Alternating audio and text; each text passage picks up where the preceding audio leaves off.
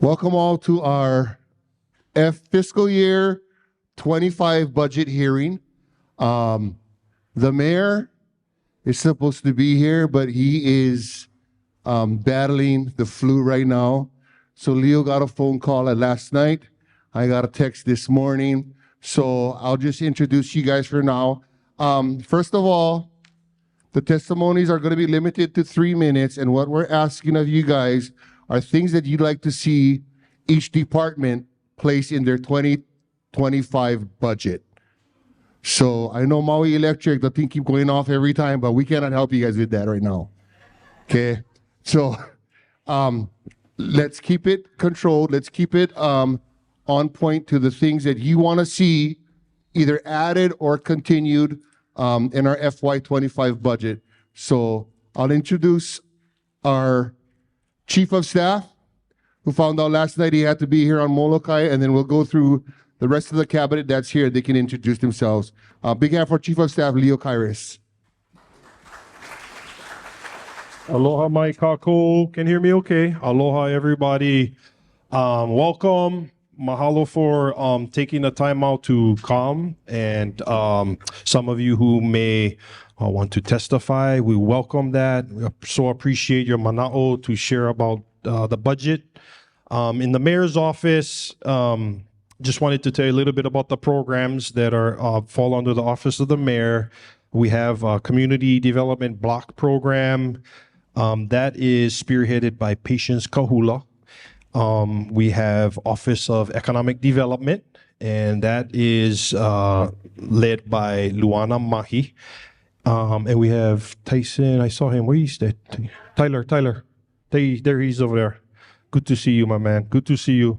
We also have the Office of Innovation and Sustainability, and we have a bunch of initiatives coming out of that department. And then, of course, we have Leslie for our budget office, and that office is led by Maria Zielinski. So just wanted to welcome all of you folks. Mayor just wanted me to emphasize he wish you could come, but, you know, part of us as a team say, Mayor, you got to rest, man. So get healthy. We need you at your best. And he's getting well rested, but he just wanted to make sure you guys know he sends his aloha and looks forward to coming again on the next event or visit. I am going to right now turn it over to any side. Who's the first taker? I'm gonna let everybody introduce themselves. Yep, and then we do the testimony after that. So here you go. Is it on? I don't know. Mahalo everybody. Oh, okay. I guess it's on. Aloha, everybody. Good to be home. So I'm the director of the Department of Agriculture. Our department is just over a year old, and we've made big strides. We're up to 9 employees now, and our office is set up to provide advocacy for agriculture and livestock, which includes livestock, value added, and opportunities in terms of funding and connecting our producers to resources to promote agriculture. And we also promote community involvement. Some of the things that came out of our department is the creation of this agriculture resource directory. This is version 1, so please stop by and pick one up. And if you see things that are missing, please feel free to drop me a line and we can add it in here. And I also have some goodies if you want to come by, talk story with me. And you can go to our website to learn more. Thank you. Oh, we're going to pass it. Do I have to stand? Good evening. I'm Tia Stepelbein from the Department of Environmental Management. I too got the call last minute, so I have a little script for because I've never been at these before on this end. So the Department of Environmental Management is comprised of 3 divisions: wastewater, Solid Waste, and Environmental Protection and Sustainability Division. Wastewater Division manages the Kaunakakai wastewater treatment facility and the sewer collection system in both Kaunakakai and Ho'olehua. Solid Waste, as most of you probably know, because you probably been to the landfill, we take care of the landfills and the refuse collection, so that's the division I come from. And then we have EPNS division that manages recycling, environmental protection, abandoned vehicles, and metals programs. Thank you. All right, Nate. How's it, everybody? Good evening. My name is Nate Oshiro. I'm one of the 3 fire captains here at the Kaunakakai Fire Station. Here with myself is Captain Kaipo Poi Poi. We both, like the others, got kind of a last-minute call to this, so don't really have a script. We hope to answer some of your questions after the hearing, but basic overview of fire and public safety. Here on the island, we have 39 current positions, 13 that work any given day, broken into 3 districts. We have Holehua Fire District, which is a 5-man station. We have Kaunakakai Fire Station, which is a 6-man station, and Pukoho Station, which is currently a 2-man station. The island is broken up into those 3 districts, and that's how our call volume is determined. You guys know we respond to all types of emergencies, medical calls, ocean rescue, mountain rescue, and of course, fire calls. We're pushing for a 3rd position out at the Pukoho Fire Station, which we can cover more later when you guys have questions. And I'm sure you guys have some questions about our fire protection here in lieu of recent events on Maui and the tragedies there.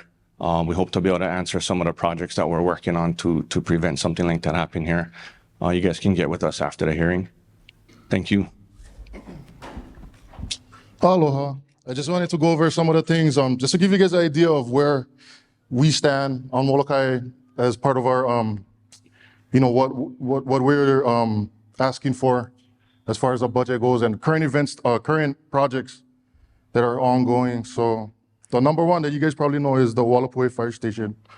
You guys probably went to the meeting last week, but it is in the 30-day period where the community can, submit input, comments, and this is all part of the EA. Once that's complete, then we're gonna head to the bidding portion of that. And that's hopefully gonna begin early next year. That's really hopeful. And 2 years is the goal for completion, 2 years out from now. That's our biggest project right now. And the 3 positions associated with that station. These are actually unfunded positions that we put in for. So the money is gonna come from somewhere else. Safer grant, hopefully, is what we've been told. But it needs to be requested through the budget process with the county. We also have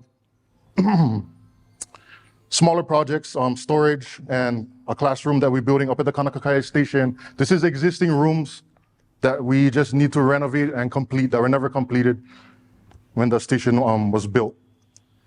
And we do have a mini truck coming along with all of these trucks that Captain Oshiro mentioned.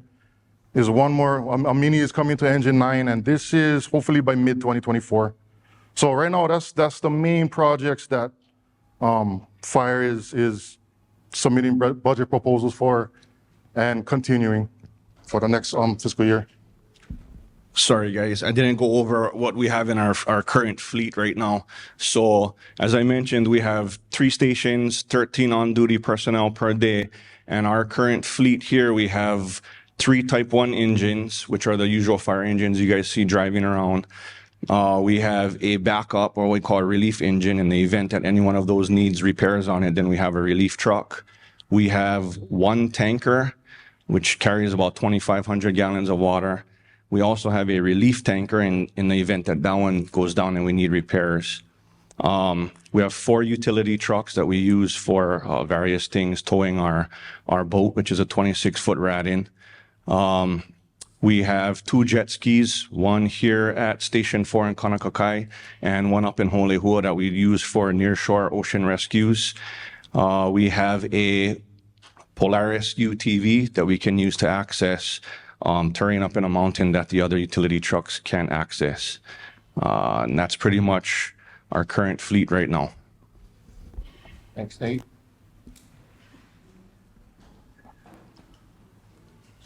Aloha, I'm Jamie Winfrey with the Maui Police Department, currently serving as acting captain. For us, we have 21 sworn personnel. We're currently short 2 positions. Our minimum manpower is 3, which includes a sergeant and 2 police officers. The only thing we have upcoming, we're still looking for suitable property for a new police station.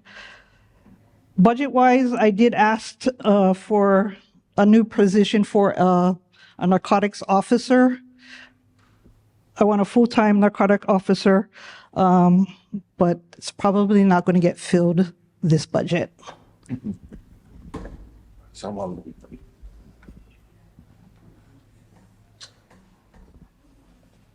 We got next over here. Yeah. Samalu. Good evening, everybody. My name is Samalu Mataafa, and I'm the Deputy Director for the Department of Housing and Human Concerns. We have a fairly large department that covers a lot of different grounds. So on the housing side, we have a housing division which manages county programs and then also administers some of the federal programs like Section 8. And then the human concerns is pretty diverse there as well. We help with the unsheltered. We have programs for seniors. We also have an animal management program. We do a lot of work with early childhood and with volunteers. So like I said, we're pretty diverse. We cover a lot of ground. I'll be here the rest of the night if any of you guys have any questions about some of the programs or want to see certain things in the budget for the upcoming fiscal year. So feel free to reach out. Thank you. Aloha, everyone. My name is Roger Apuna. I'm from the Department of Public Works. I'm here in behalf of Jordan Molina, our director from Maui. Just an overview of what we do. Public Works is we maintain roads, bridges, and drainage ways. So anything to do with roads, drainage ways, and bridges is pretty much what we do. So all the way down to signs. We also have one cemetery that we take care of, which is the Veteran Cemetery here on Molokai. And we also support all agencies, all county agencies here on Molokai, including fire. We have a mechanic shop that pretty much works on almost 99% of county vehicles and equipment here on the island. And we also support fire department with heavy equipment and tankers doing fire season. Also like to recognize Anthony from permitting, who takes care of our DPW functions here on the island of Molokai. Thank you. That's it.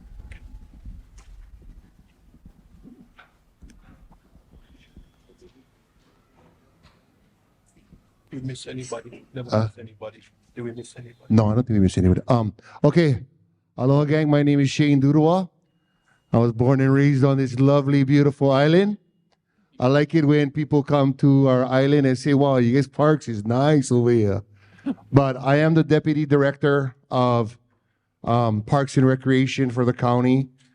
We have a little over 400 employees and maybe 130, 140 facilities, parks, community centers.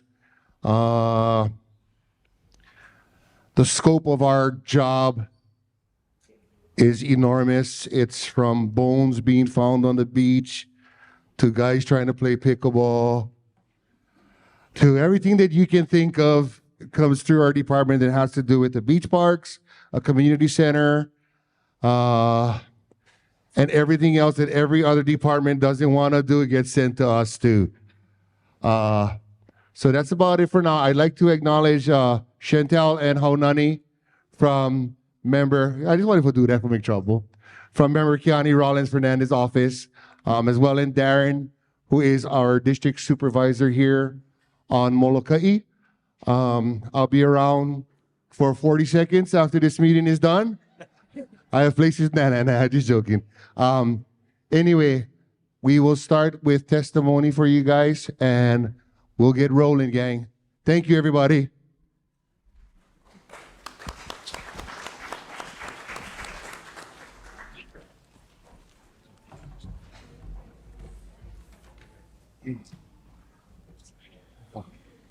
Our first testifier is, Kaui Kapani Manera. Sorry. Manera. Kaui. Sorry. Aloha. Luigi's wife. Aloha. Aloha. Is this on? You guys can hear me? Yeah. Okay. You know, my back is facing everybody at Kalamai. Yeah. Yeah. Okay. Okay. Now my back. Yeah. Okay. So Ikalamai, Ikalamai. Okay. Kaipo, you're so handsome. Kaipo poi poi. Okay, my name is Deldrine Kauinohea Kapuni Manera, born and raised here in Molokai. Decided to stay home because I know Molokai is so awesome. Molokai is really changing right now. I'm really, really concerned about our younger up and coming because the world has finally caught up with us, or we caught up with the world. So I'm really, really concerned about that. But tonight, I know I got 3 minutes, so I got to hurry up. Whatchamacall, this letter was written by Judy Mertens, and this is part of the Molokai History Project. It's the new kid in town. This letter is from her. Nora Espanola is the president, but she's not able to read this. So guess who's going to read them? So, yeah. You want to read your stuff? You can hand the letter around. No, I like read the letter so everybody hear them. Okay. Yeah. Thank you, Shane. Dated November 7, 2023, Aloha Mayor Bison, and I'm so sorry that the mayor couldn't make it. Faces of Molokai, places of Molokai. As our hearts and minds focus on Maui and understanding the vast amount of work ahead, we also wanted to draw your attention to our efforts here on our island to establish a history project which focuses on gathering and preserving Molokai's history. The Molokai History Project opened its door on August 6, 2023, with no means of financial support other than a very generous landlord who gave us 2 months free rent, and there were 2 garage sales that paid our next month's rent. We have now been open 1 month, and the community is responding with donations of time, memorabilia, and new ideas as we move forward. We immediately applied for nonprofit status, which we have just received, and are accepting donations to help support our operation. Grant writing will come, but in the meantime, we are requesting funds to help pay our monthly expenses of rent and utilities of $1,000 and to defray costs of preparing special exhibits as we honor local traditions, families, and places on Molokai. We have already outgrown our space in the 1 month we have been open, and we have barely touched the surface of the history that needs to be shared and recorded. We need more space, funds for exhibits, and assistance to cover our monthly expenses. We are appreciative of whatever the county can share with us. Please take time to stop by the Molokai History Project and see what has been established for all the generations from Keiki to Kupuna. We thank you. We think you will appreciate our efforts. So I encourage Molokai residents, please come check us out. We're next to, what is that, Liet's shop? Sundown Deli. Come check us out. This is a really nice effort to save our history, our people, our memories of Molokai. With much aloha from the board of Molokai History Project, I want to read the people that are involved in the entire community. Leonora Espanola, Cricket Chung, Emily Piero, Kauai Manera, Kanoi Lani Davis, Nan Walters, Aline Kikukawa, Elaine Johnson, Barbara Goldberg, Judy Mertens. And real quick, I know I don't have that much time. I wanted to ask to continue funding for Ku'ule RC's program. It's not Ku'ule RC's program, the Kupuna program with Molokai Rural Health Community Association have funded. One thing I like the lomi, I like the haircut, I like all that stuff. But what's really nice is these girls go out and outreach our kupuna. You know, when you get old, are you younger kids, are you younger people, you're going to get old one day. And what happens is you sometimes get isolated and you're not as engaged. You cannot drive, you cannot see, you cannot hear. I don't want to make it sound miserable, but for some kupuna, you know, it's a very lonely time. So I really appreciate Ku'ule's staff going out to outreach, Talkstar with Kupuna, make sure they have food, what do they need, what are their needs, and hooking them up to resources. Another thing that I'm really passionate about, and I thank you, Lulu and Courtney at the Department of Health, the long-term care issue. We don't have any facility on Molokai, so if you get old and you need professional help, skilled nursing, you ain't gonna get it here. You're gonna have to be relocated off island. Okay, what else? The Molokai Arts Center. I mean, these guys are the only art center on the island. They provide all these services for Molokai, all these events. It's a cool issue. Please continue funding. And I think I'm Pau. Thank you so much. Get plenty of this stuff, but I know like wala'au. Nice seeing you, Kali. So thank you, yeah. Thank you so much. Aloha. Thank you, Kali.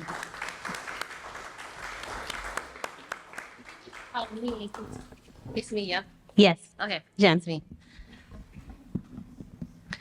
Thank you, mahalo. Thank you, Leo, and guys for coming. My name is Chantel Durua Lindo, and I do work for Council Member Rollins Fernandez, but I'm testifying on my own behalf tonight.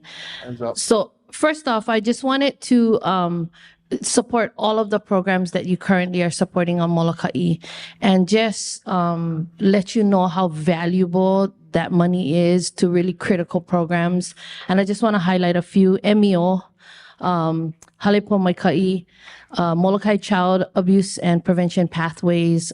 We have MEO also secured suicide prevention monies that we really want to keep in the budget.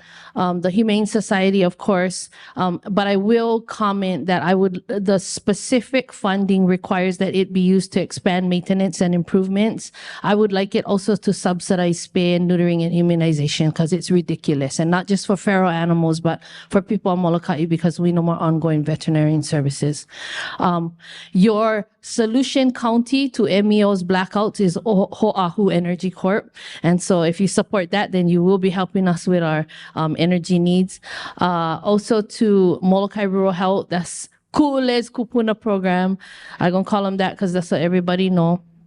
I want to give a plug for our OED environmental and cultural programs, which is so awesome. So please support that. Molokai Lanai youth student travel expenditures from and we have 180,000 in the current budget to include for travel for sporting events, but I would like that to be expanded for any scholastic thing that Molokai students need to travel for. And then also socioeconomic environment carrying capacity study for Molokai and East Molokai Watershed Project. The Puko'o Fire Station relocation is super important. So I would ask that you not skim on that. I mean, we worked really hard, I would say over 27 years to move and finally find a suitable property. And it would really be sucky if we finally found one place and no more the money or support to finish it. So let's finish it in some of our lifetimes so that we can get our men into a suitable place. I also want to say that that and the Kilohana Rec Center are the only county facilities on the east side past the Covella River.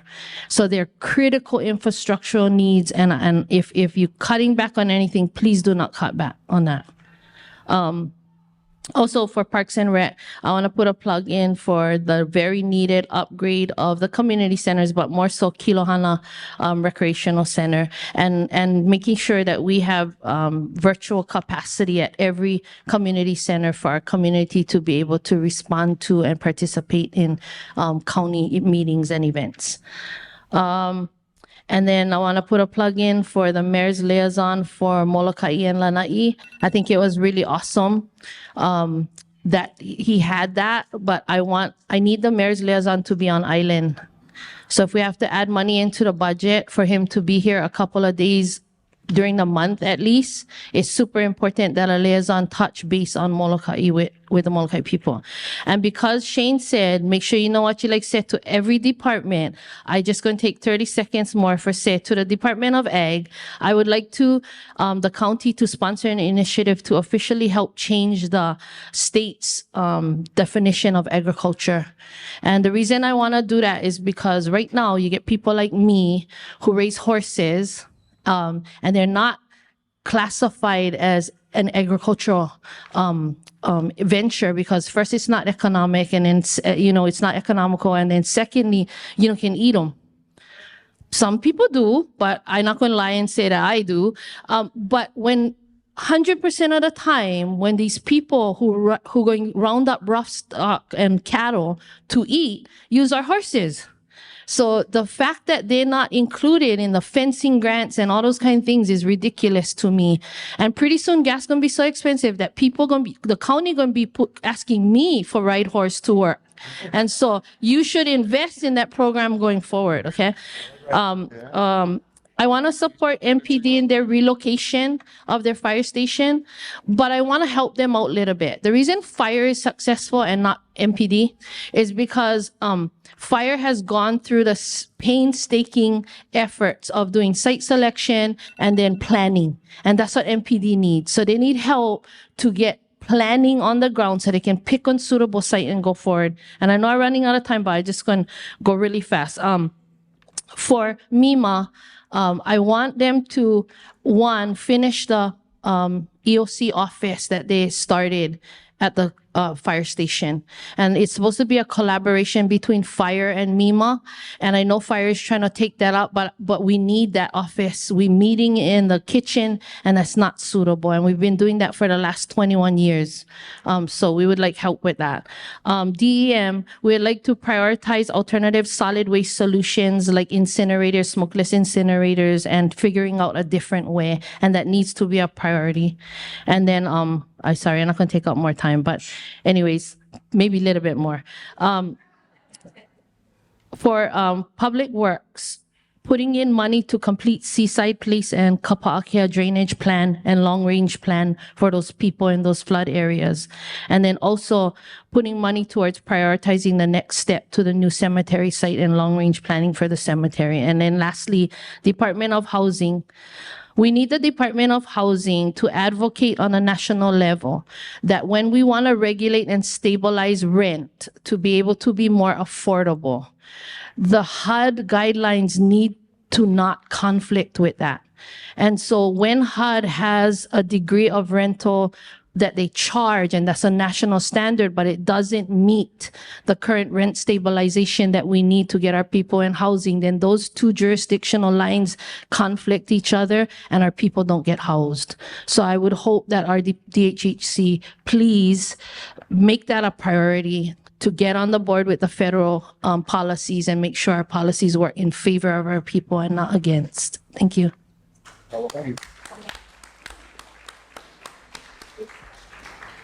Our next testifier is Genevieve. Hey, aloha kako. So first I'll testimony as myself. So everything they shared, I agree with. So put that times 2. Okay. But now to stand for the organization I represent, which is Molokai Physical Therapy and Rehab. I have hid in the back for a long time. I had to see the numbers over the years trend up to know that it's a sustainable business, because I am not a Molokai native. I actually am a transplant. And so my mother and father raised me to make sure that when you ask for help, the help is appropriate to be asked for. So this wasn't a last minute call. It was a last minute decision. One of my clinicians was able to see my last patient, and so I started pulling up numbers, reached out to my CPA, asked for my GE tax numbers, and saw an upward trend, which is grateful because I get no more sign outside, because do I buy a sign or do I pay my rent?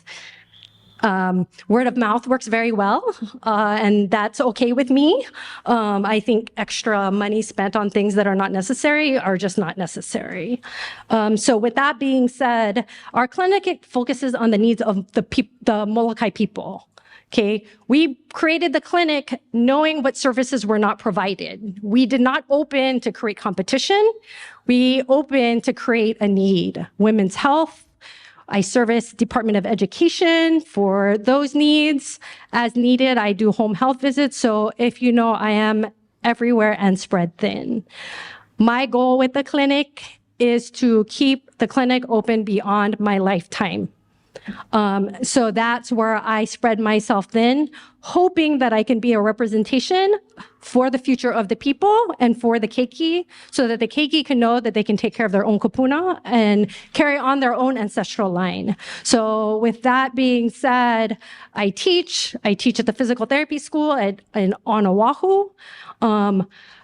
To help create services, we reach out to people in the community during COVID to teach classes while things were closing down. We offered Tai Chi. People luckily volunteered and people donated money. I also support the Kapuna program, which is really, really nice. We work in conjunction, as well as Molokai Art Center has also been a very supporting force. Because if you take care of your wellness, then you probably don't have to go to the doctor.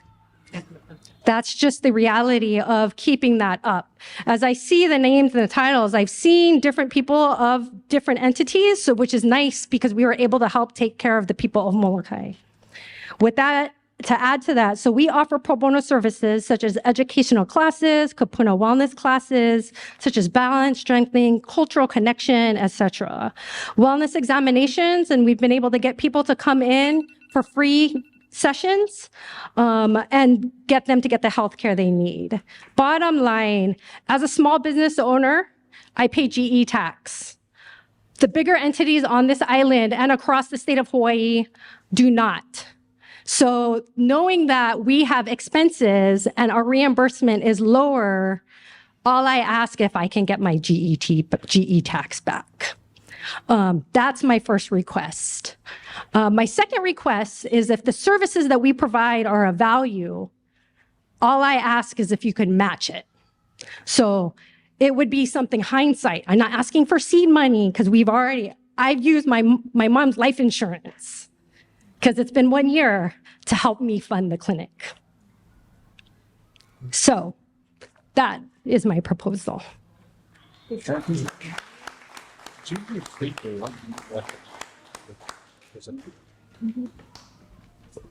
Next testifier is Connie.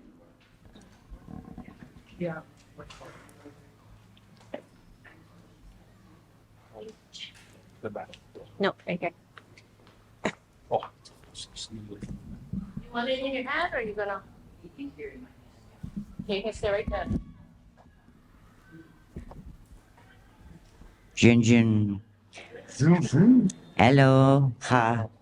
My name is Connie Fleenor, and I am here to speak up for the MEO bus transportation that takes not just me, but many people on this island to places they have to get to because they don't drive or they don't have their thumb don't work on the highway so good anymore. But it's essential that we have this MEO service to get us to our doctors, our physical therapies, or people just have to go shopping or whatever. But I truly hope that they get the funding that they need to keep running. And maybe a little extra funding to fix some of the shock absorbers on the buses. Where did you? You know, and I just for the fire department, I'm just wondering, do you have volunteer people on this island that are trained to help you put out fires, like big field fires and stuff as such? Because if not, I think that would be a good course for you people to go and train a lot of young men and women how to come and help put out such fires. Because I witnessed a fire up above Ranch Camp about 3 years ago, went from that end to that end within 5 minutes. And in the helicopters coming over, dipping water out of the swimming pool and helping put it out. And that was so scary because it could have hopped right down on those houses and right onto, I live in Home Pumahana. There's not many places to run to from there or easy to run. But, you know, that would be something where I grew up at. We had volunteer firefighters that would go help the firemen each time. So that's something to consider. And if you need funding, ask these guys. So anyway, I won't keep the mic any longer, but I do wish everybody well in their funding and what you need. So thank you.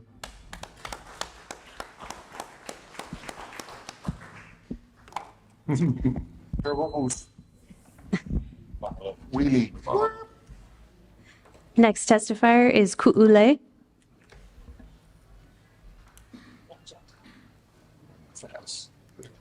Sorry.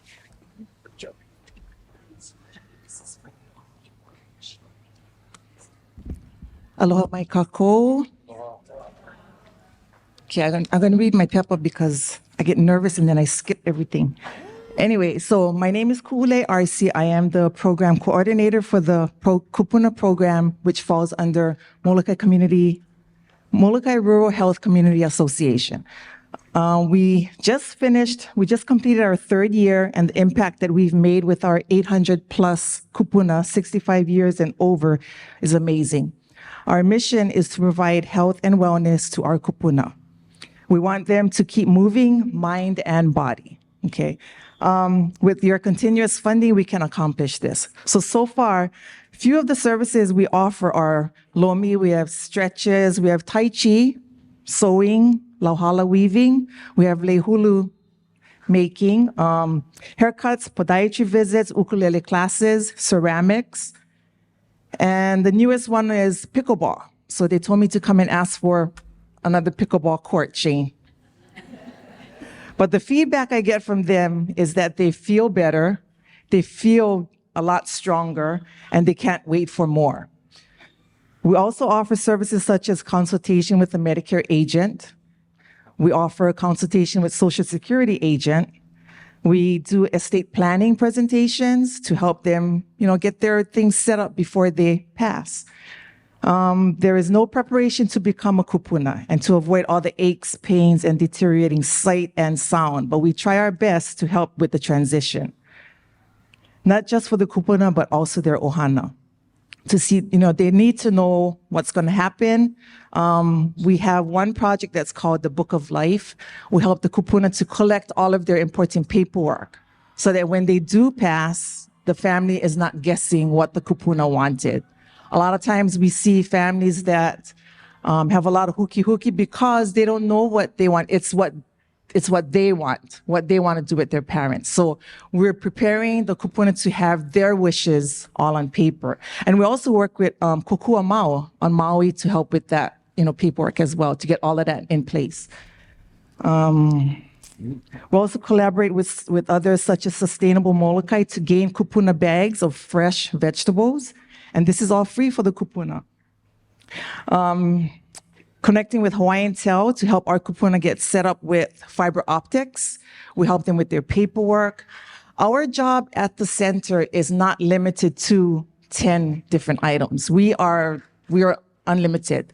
If they need help making reservations for doctors, we help them with that. If they need help making reservations for mokulele, we help them with that. If they need help setting up their internet, we do that. They come to our office and they say, oh, I need help with this. We hook them up. We do whatever they need. The list is endless. And at the end of the day, we get some kupuna that, we get hard time with, but at the end of the day, it's gratifying. We do a lot for them. We can go home and say, I did a good thing today. Is that 3 minutes? Okay. Okay. Okay, yeah. So along with Sustainable Molokai, we also work with Kuha'o Business Center, MEO, Home Pumehana, the Molokai Arts Center, and a lot of it is just gaining space for them to do all of these projects. We have them doing ceramics. The kupunas love it. We can only fit 10 people in there. They're calling us every week, like on Thursday to get in on Monday. I said, no, Auntie, you got to call on Friday to get in on Tuesday. And they're like, oh, but just put my name down. But we only have 10 seats. So the funding for the Art Center is really needed. And I keep telling Alice, we need a bigger area for them so we can get 20 kupuna in there. They don't want to give up their seat. But it's really unreal. So Molokai struggles without many resources. To name a few, we have no Social Security office. So the kupuna cannot call them on a phone. They'll get somebody from, I don't know, with an accent that they cannot understand. So we bring over Jane Burgessay, who is Social Security admin, and she does one-on-one consultation with them. And it helps them a lot because a lot of the kupuna, this is all foreign to them. They don't understand what's going on. They just sign on the line, and that's it. Next thing you know, they're getting deductions or whatever it is. But we bring her over and they do one-on-one consultations. And this is what our kupunas need. They need that hand-holding. And I hope that when I get to that age, I'm far from that, but I have that hand holding as well. But I ask you to, I humbly ask that you continue to do our funding. And I have a whole packet of letters here, and the letters still coming in, but I'll forward that over. But we have, right now we have over 800 kupuna in our program. And they don't use all the services, but they pick and choose what they want to use. And that's fine. As long as they continue to be active, and just come to the different things that we have, I'm all for it. But thank you for your time.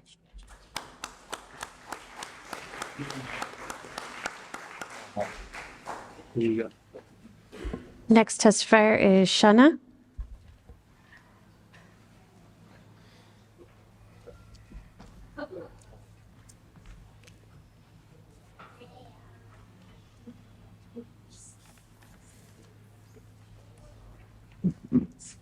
Aloha mai kako. My name is Charlotte Gloria, and I am a self-employed parent of 5 keiki that utilize the Molokai MUO Head Start, past and present. MUO Head Start has provided services that allowed my children to learn and grow, gaining knowledge and grade school readiness. A few years ago, after my 3rd child in 3rd kindergarten, his teacher expressed how impressed she was at how knowledgeable and ready he was entering her class. I can attest that MUO Head Start created a positive impact on not only my child's readiness entering kindergarten, but also a positive impact on the way he learns.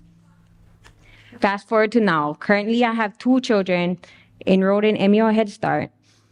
As parents and providers, we know how important and crucial healthy learning habits are for children in their early years. Provided with this service of extended hours at school, I am able to provide for my children financially and also allow my children to adapt to a healthy routine that is beneficial for their learning. I also know they will gain the social and academic knowledge they not only need now, but for the future years to come. I humbly ask for continued funding for after-school program and summer program. Mahalo nui. Thanks, Mahalo. Our next testifier is Deborah.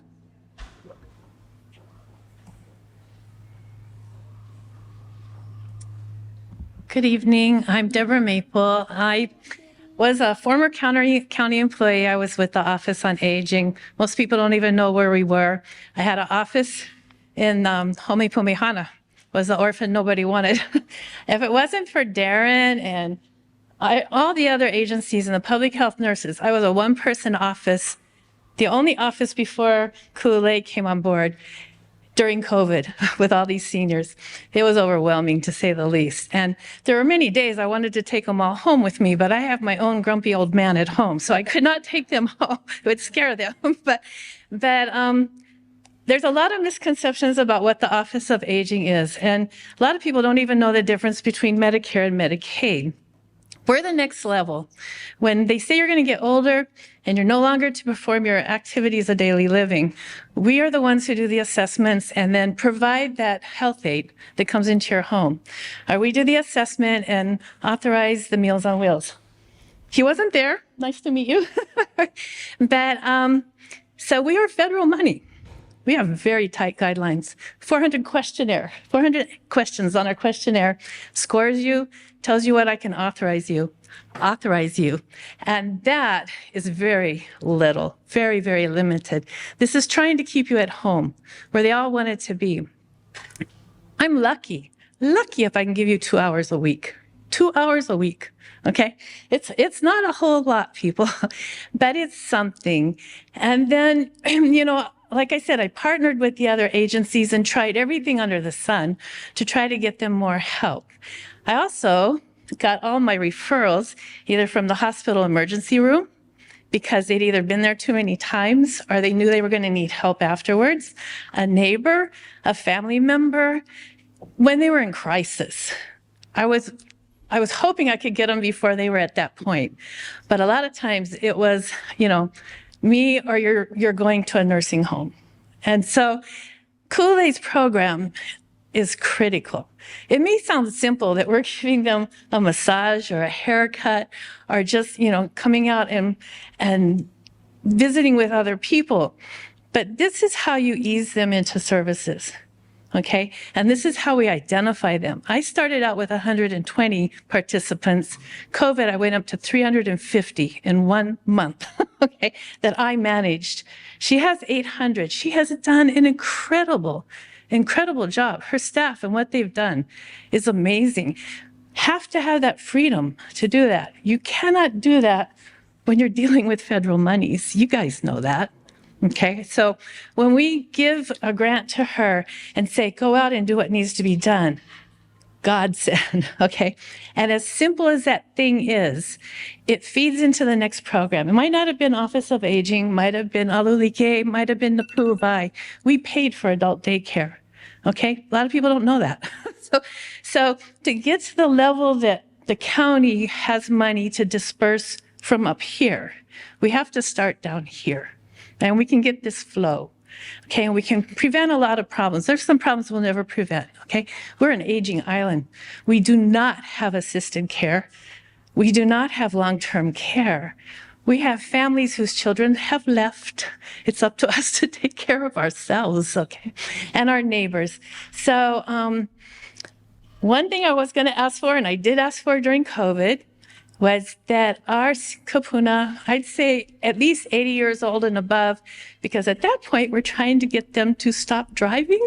You don't want them driving. They can't afford $400 a year for rubbish pickup. These were plantation workers. The pension from Del Monte is $90 a month. Because of their pay scale, their Social Security is barely $600-700. Maybe if they had a spouse who worked county, they might have $900. So they're not in that Medicaid category, but they're in this gap where they have to pay their own Medicare. We try to get them into other programs like that. But $400 for rubbish pickup, they have very little rubbish, but they do have personal care products and they have our Meals on Wheels containers that need to be removed from their house every week. So I'm sorry, the garbage truck is going right by their house. So can we please give them a discounted at least half price for rubbish pickup? Because I don't want them driving to that dump, okay? And you don't either. So anyway, I didn't write a letter because I told Kole I figured I'd just come here and explain to you the difference between our program, which works very well, but we have to have partners. We cannot do this alone. So don't take that away from them. Thank you. Thank you, Denise.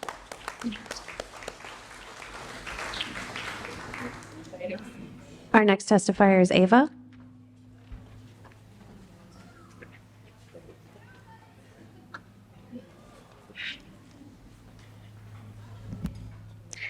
Good evening. My name is Ava Maki Evie, and I am a sixth grader attending Kanakakai School. My brother and I attend the Ko'ohi Youth Services program that MEO provides to youths from ages 11 years old to 17 years old. We meet at least once a week and we learn about prevention and bullying, vaping, violence, suicide, and lots more. We learn about life skills, leadership skills, building character, and much more. We also do community service by adopting the highway by picking up rubbish. We also use the MEO bus transportation to get from home to town or from town to home because my parents work full-time. I ask for your continued support for all of MEO's services. I also want to thank the County of Maui Parks and Recreation for providing sports to our youths to participate in year-round. Thank you.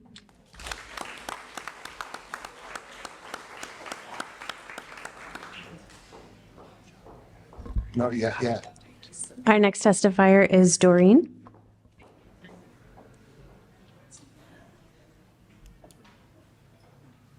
Was that again? Doreen. Oh, it's Doreen. Yeah.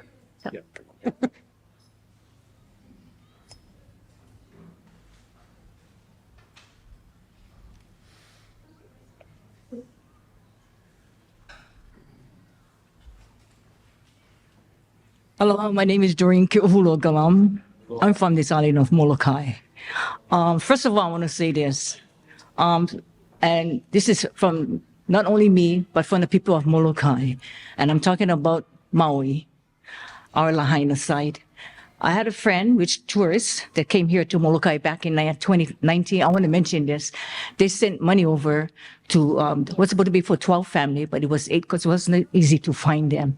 So it was $100 each for the certain people, family that was from here in Molokai. And just want to let you know that I also lost well, we all did lose somebody, but I lost a member family as well in that fire. But all I can say is this: thank you very much for being here. I'm here only because I lost my daughter.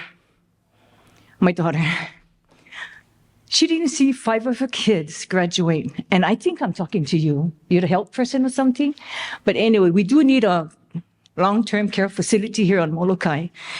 It's been over so many years that was asked, was told, and we never received anything. Because if you look outside, you don't see anything. And the reason why I'm talking about that, because for her, have 5 kids, she never see any of them, any of her kids graduate. That hurts. She never even get to hold her first grandchild. I did. And my daughter was from Halimakua to Honolulu. Halimakua for seven years, Honolulu, and she passed. So she's been away from the family for 11 years. And you know what? I'm talking for myself, but we don't need to wait for something like this. We don't need to wait something like this, because when you lose a family member, it hurts. And it still hurts. I'm glad I'm holding my tears. But all I'm asking is this, that we need a long-term care center. And we do have nurses that will help, because they did help me when I had to take care of my dad. He died in my hands, cancer, prostate cancer. I lost my husband as well. But when you lose somebody like your daughter, and she couldn't see any of her kids graduate, it hurts more than anything else. And I just lost a friend as well. But then I'm here for a long-term care center, and we need it. Because when you lose something like that, the kids hurts more than anything else. So I can say this, I believe in God, and He gave me the strength to hang in there. I'm shaking right now, it hurts. But all I want to say is thank you, especially to the firemen and Thomas. Thank you so much. Thank you very much. Thank you, Abby.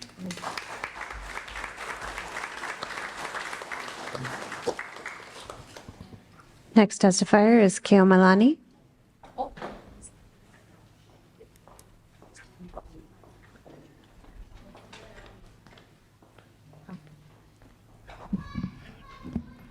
Okay. Aloha aina kako. I'm just gonna hold this. So owawa keo mailani hanapi hirata o mokupuni o Molokai ma ahaino. So mahalo you folks for coming, and our mayor and everybody else for being here. So I had to hurry up and type this as I was sitting over there. So the island of Molokai is one huge rural community. Rural communities are just as important as urban communities. And us, as humble island people, as Kupa'aina Molokai, has the right to enjoy the same basic quality of life and services as defined by us, the people of Molokai, as those who live in urban communities. I am testifying here today in support of any and all estimated funding budgeted for the island of Molokai. So anything you guys get from Molokai, I support. The individual programs I want to highlight and support for continued funding for 2025. The Boys and Girls Club of Molokai, Ho'ahu Energy Co-op Molokai, under Molokai, Wara OED, the Kuha'o Business Center, the office where the magic happens, all of their environmental and cultural programs, the Molokai Rural Health Community Association, the Feral Animal Control Molokai, I guess that's a grant, yeah. The Maui Humane Society for Molokai, all MEO programs and services. The East Molokai or Puko'o Fire Department, the relocation, and the Kohala Coast Urgent Care. And as a quick note, Chantel Duro-Alindo forgot to mention her support for that Kohala Coast Urgent Care. So I would like to get that on the record in my testimony. But mahalo. Who's next? Our next testifier is Kanoelani. Oh, and to Judy. Okay. To Judy. Rita is not loose, and she needs microphone. She's over there, the last one on the end of this room. Okay.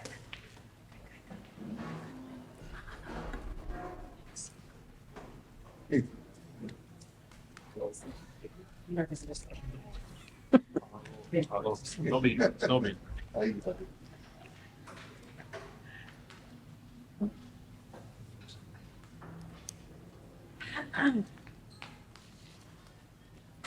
Okay, don't start yet. I won't. All right. Hello, my kako. My name is Kanoelani Davis. I come from the island of Molokai Nui Ahina, from the area of Kameiloloa. Aloha. I am here on behalf of Hoakamana, Native Hawaiian organization here on Molokai. I handed out brochures to our representatives, and if anybody's interested, I will have extra brochures and business cards here. I just wanted to share a little bit about our program. It's a newly formed Native Hawaiian organization, nonprofit organization here on Molokai. We started in 2021, and we serve Molokai, we serve the state people in the state of Hawaii, as well as the Kanaka and indigenous people on the continent. Our focus is our vision, which is Malama ke kahi I ke kahi me ka ho'a malama, strengthening indigenous identity as a community to thrive sustainably through skill sets, self-sovereignty, and healing. Currently, we have a few projects underway. We have cultural workshops. We work with natives on the continent. We have our Haleho Amana, which is our health and well-being program. We have Pulauhala, our small business accelerator program, our Ola leadership, Malama Maui, Kukuluike, and our Ho'inana Ike Ola.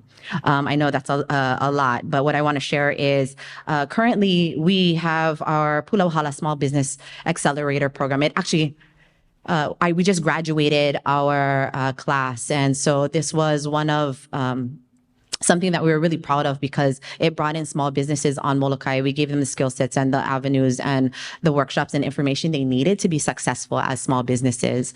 I am happy to say that we had 20 applicants at the beginning, and of the 20 applicants, 12 of them graduated, meeting all the criteria, all the way from making sure that they were attending classes to making sure that, their DCCA was current and up to date. They also had to do a 3-minute pitch, so learning how to do public speaking and being able to present to other people. And if you don't mind, I want to bring up this is our award winner, 3-minute pitch person. Her name is Charla Glora. She's part of Spencer Baby, and I would love for her to come and share her experience in what she had learned. Aloha. Okay, sorry, I had to kind of whip this through, but my name is Charlotte Gloria, and I'm the owner and creator of Spencer Baby, a local-owned business that provides custom baby products. This year, I was honored to be a part of Cohort 1, Hoakamana's Pulauhala Small Business Intelligence Program with Kanoelani Davis.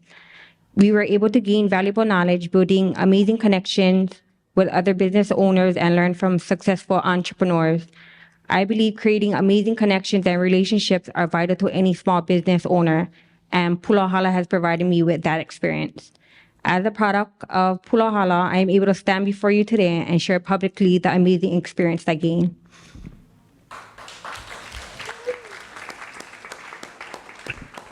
Good public speaking. So that was one of the small businesses that graduated, and alongside with that, 5 of them were able to go to Made in Maui just recently. We had 5 businesses also join me. I also have a small business called Pomahina Designs at Mary Monarch. So just giving them spaces to grow. So what am I here for? I'm actually asking because the funding for Pulauhala 1 Cohort 1 has now ended, and we're working with SBA as well as MEDB. We just received funding. Mahalo to OED for being able to give us some funds, although that's only a third of our budget. So we're coming here to see if you folks would be able to support more small business on Molokai and expand it into agriculture and farming and for those who beyond just services and products. And I also want to thank Kuha'o Business Center for being able to facilitate all of our workshops that we had twice a month. So, oh my gosh. Man, those 3 minutes go by really quickly. So that's what I wanted to share. And then also just to remind, or at least acknowledge our Maluika Ulu, which is our emotional, mental, and spiritual well-being program. We are actually helping on the ground with Maui and have been helping on the ground with Lahaina since day 3 of the fires. And so what we're finding is an issue is obviously the flights, the cost of flights to get our team over there. We have a team of crisis counselors, a team that is ready for suicide. They have just had their suicide training, and we've had psychology and recovery, first aid, psychology and first aid. We have all the things that we needed to train to build the skill set so that they could be effective human beings, both on Molokai as well as Maui. And so we're looking for more funding or even subsidized in our travel so that we can continue the work. I will share with you that the folks in Maui have been calling us. Why are they calling us on Molokai? That says a lot.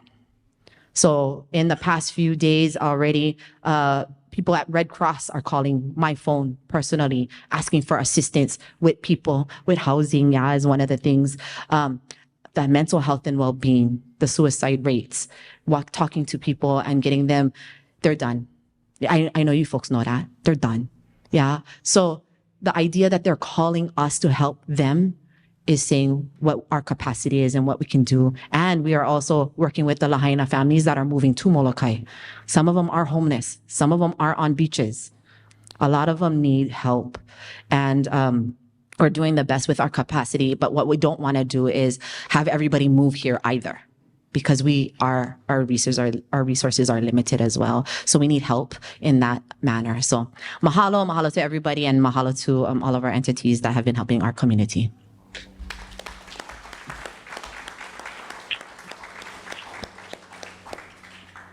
Our next testifier is Judith.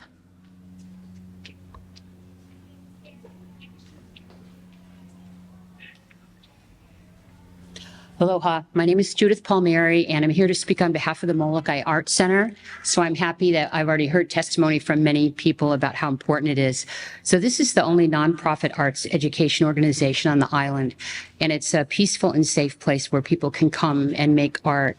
And there's been a lot of talk I hear about mental health, about depression, anxiety, and my lived experience is that I have been a licensed school counselor for over 30 years. So I don't need the research to tell me, because I did it in my capacity of my work, that making art with people is very much related to mental health. One of the things about our organization is that we offer these courses and classes, and we don't want to prevent people from coming because of inability to pay. So the dues that we collect are not in any way covering our operating expenses. We do write grants, and you can get money from grants for special projects, but most of the grants will not cover operating expenses. I had an interesting experience a couple of summers ago. I was on the East Coast, and for 1 month, I joined an art studio there so I could continue to do my ceramics work. The fees I paid were over 4 times what I pay here.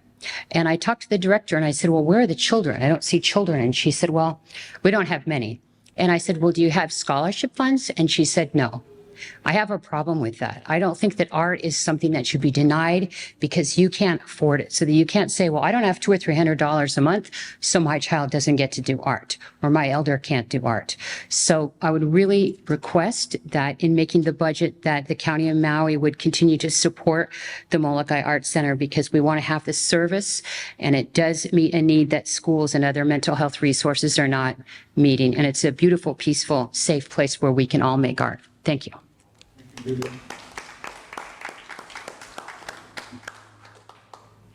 Our next testifier is Eileen.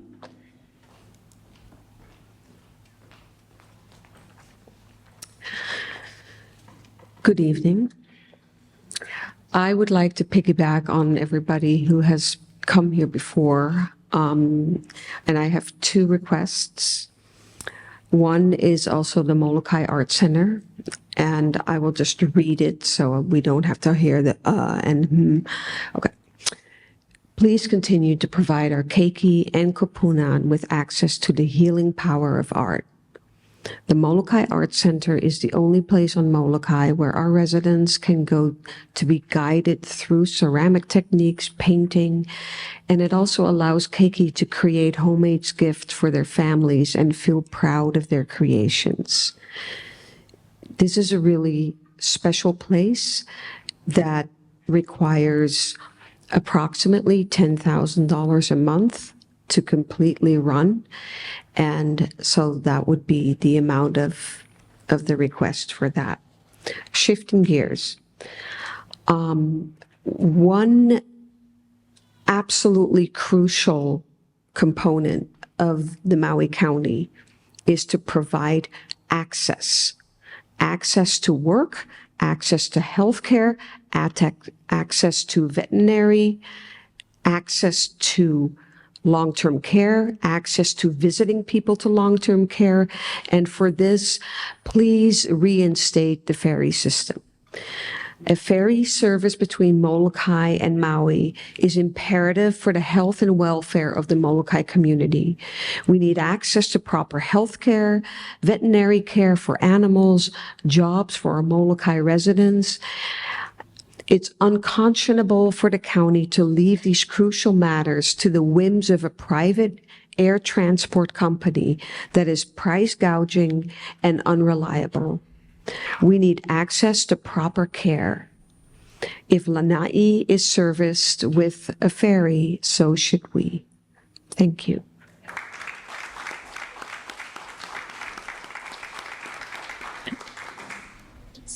Our next testifier is Ruth Ann.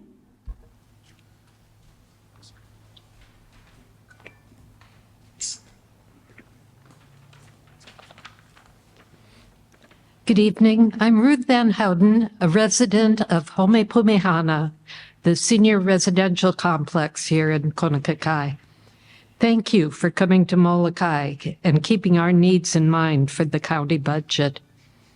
I'm speaking as a member of the Molokai Arts Center, the only nonprofit arts or education organization on Molokai.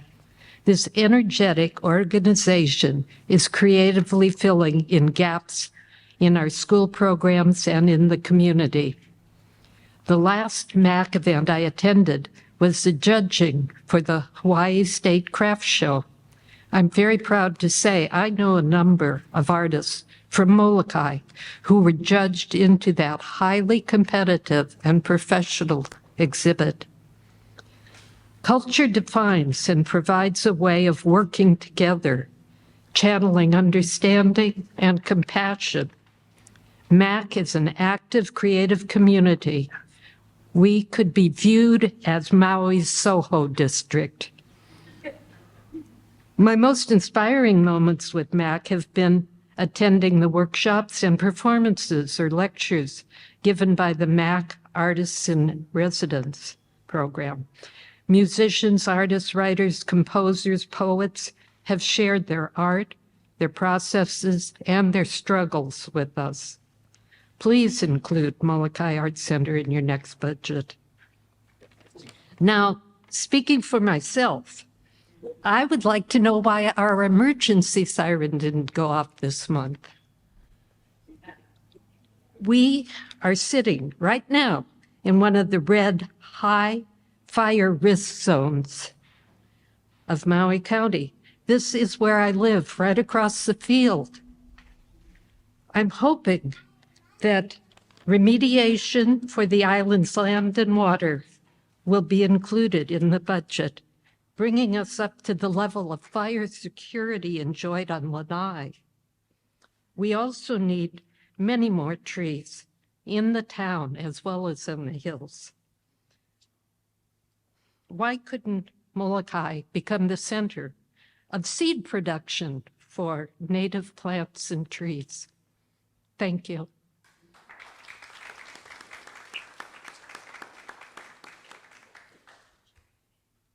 Our next testifier is Debbie.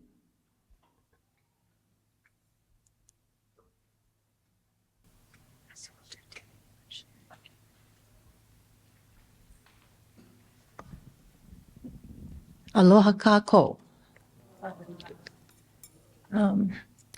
I wanted to say, I wanted to see Mayor Bisson today, but unfortunately he's out sick. So we hope he gets well. And thank you for being here to listen to the community's needs and issues. So my name is Debbie Benjamin. I work for Alulike Keolopono Nona Kupuna program. That is for our native Hawaiians here on the island, which is different from Ku'ulei's Kupuna program. Because we service Kupuna 60 years and older. You have to be native Hawaiian, but we don't, if you have a spouse who's Japanese or Filipino, we don't, we let them come to the program. But anyway, okay, so right now I'm advocating not only for our program, but also for the community's needs. Especially, we need a long-term care facility here on this island. You know, a lot of our kupuna who comes to our program, we always talk about that. We even had our trustee, Luana Alapa, come to our program site. And our kupuna has spoken in, you know, their behalf, their concerns about the long-term care on this island. Also, we had Mahina Poipoi come to our program site, as well as Senator Lindy Coit. She has come to, and she heard the voices of our kupuna. So that the long-term care, we need that. And that includes adult day health, which is for kupuna that has Alzheimer's or dementia, because you know, a lot of our elderly people, they are taken off island to Maui, to Oahu, and because the families cannot take care of them, and because we don't have the facility over here. So we're trying to advocate for that. We also have Department of Health who spearheaded, it's called Interdisciplinary Team with Courtney DiMaggio, Lulu Linker, Chelsea Pupugi, and they're working hard on getting an assessment done with community health assessment, allocation, and funding. So hopefully, you know, that will go to your ears. And I'm pretty sure that besides our testimony tonight, it has written testimony that been sent to Mayor Bisson. And so anyway, we also want to. I also want to advocate for our Molokai Arts Center because prior to the pandemic, Alulike Kupuna program was going there maybe about 4 or 5 years. We did ceramics, we did painting, and you know, the fee was really inexpensive, but I guess it was not keeping them afloat. So. Please help them with their funding so that they can continue. They don't even have a place to stay. I mean, a good location. They don't even have a bathroom. But anyway, you have to go to the Palapu Rec Center to use the bathroom. So anyway, that's really good for education, recreation, and socialization that's going to benefit this island. And lastly, if funding is available, this is for our Alulike program. We have an old van of 20 years old, and it has pukas on the roof. So if you folks have any funding, please think of our Native Hawaiian Kupuna program and give kupua. Mahalo.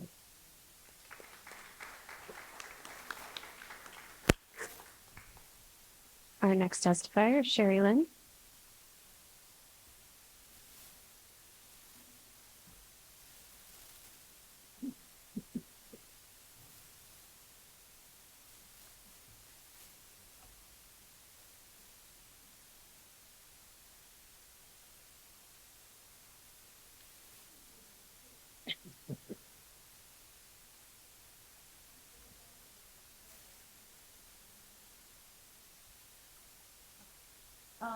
Aloha kako. My name is Shari, and I'm the executive director for Kauhale Pumekai, and with me is our board chairperson, Pualani Akaka.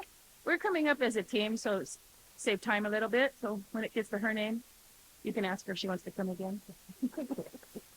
Yeah, so basically the reason why I'm here is first of all to thank the county, thank the mayor, and thank the mayor and the council before him that has continued to help us with generous funding through many, many years already. But going forward, we kind of like to keep that funding going. And we're not asking for a raise. We're asking for status quo. It's been helpful. We know that there's a situation on Maui that's a little bit more pressing than we ever hoped it would be. And therefore, we're not asking for a raise, even though, as we all know, Young Brothers has increased by 46%. So that being said, we're the only addiction treatment center on the island of Molokai, and we want to still stay in business. And just so you folks know, our lease is expiring where we are currently located at. And we've, over a year ago, applied for permits to relocate, and we have property. And we're going to just see if you can help us out with that. Maybe put a good word in so that we can get ourselves on the board and move forward and expedite our move and build our new place, which will have space for kupuna, have space for like Little League. Remember how the Little Leagues used to go up to the Armory and spend the night? You know, so we're going to build a sort of a place like that for public use as well as addiction food. That's about all I want to say. Thank you. Money? Happy?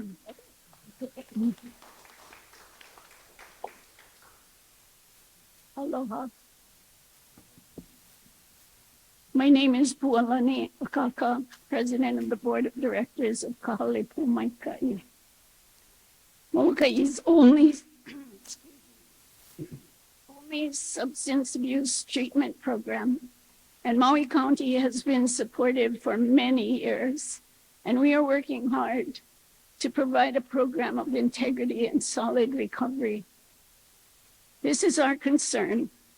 We are looking to relocate because our lease is expiring at our current location, and we secured a new site in June of 2022.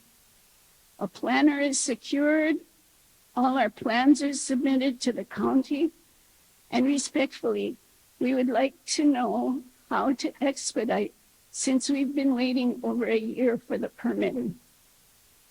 The only movement we've experienced for our new location is fines. Fines for trying to remove rubbish, which was removal of old marijuana growers' rubbish and 9 abandoned cars from the 70s, so that the planner could draft the plans so he could submit them. We are concerned that the price of the bill grows as we wait for county approval, and then our lease will run out before we can move. Our goal is to continue seamless services to our clients, including bringing our drug court and other treatment programs as close to our Molokai community as is possible. We understand the huge challenges of Lahaina and hope somehow we might move forward. So thank you for your kind attention. That's what we wanted to ask.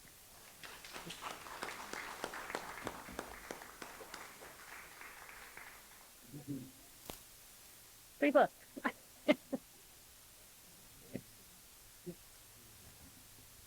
Our next testifier is Judy. We'll bring the mic over. Karaoke.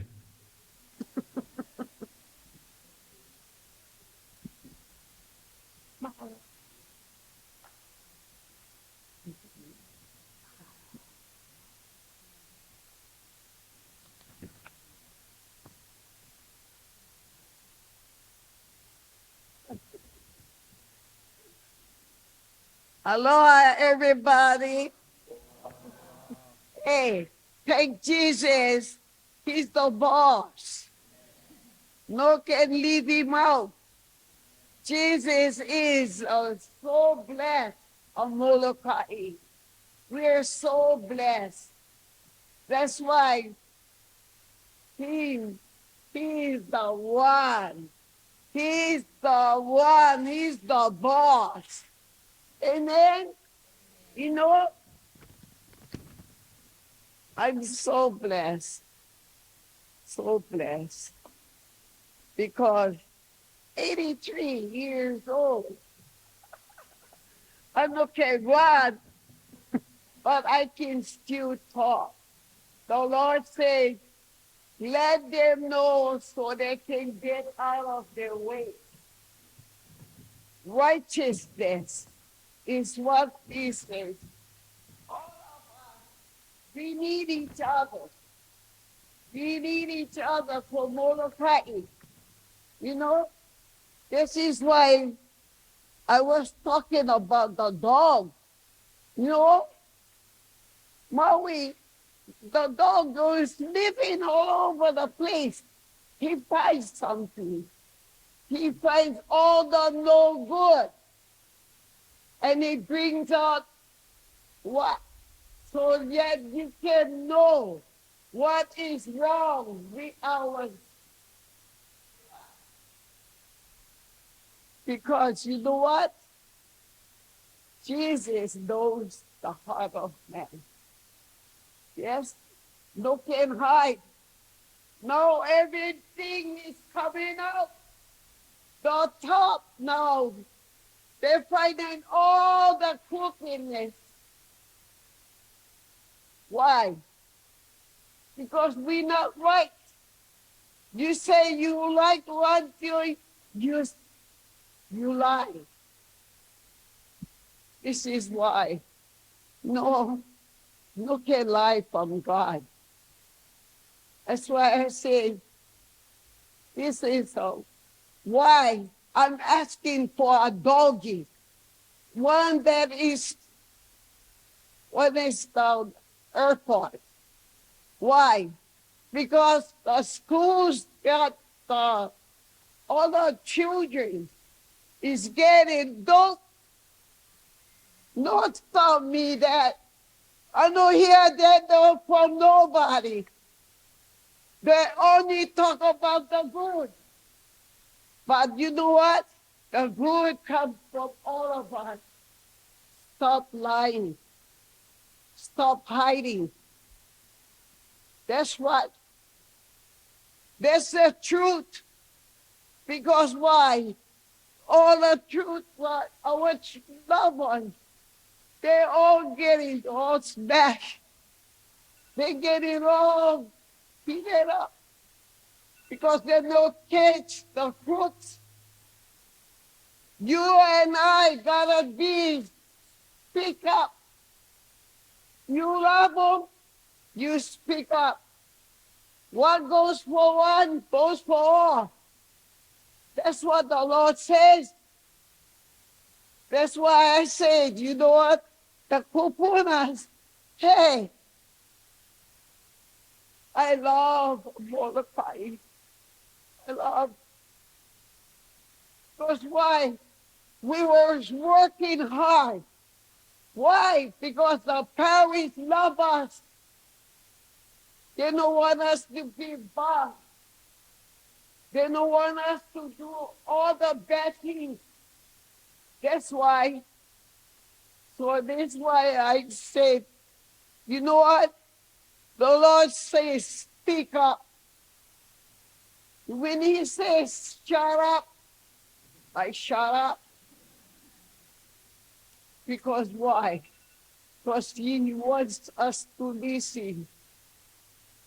To listen so we can help each other.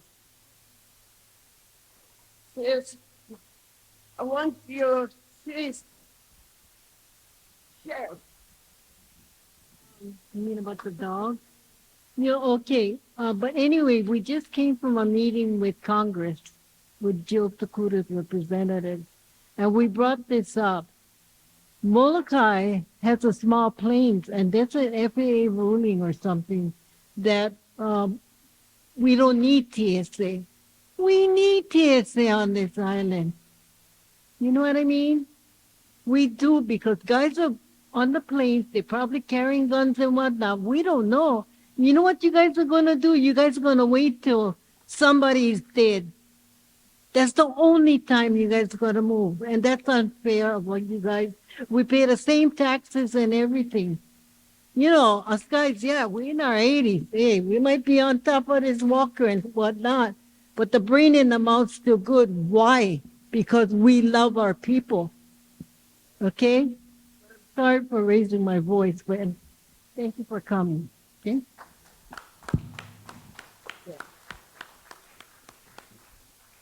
Our next testifier is Matt.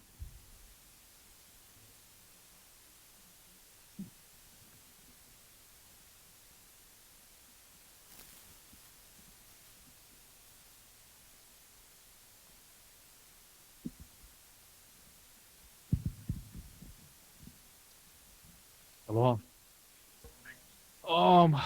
You see, my name is Matt Yamashita, born and raised in Molokai. Been a business owner, freelance filmmaker for the last 23 years.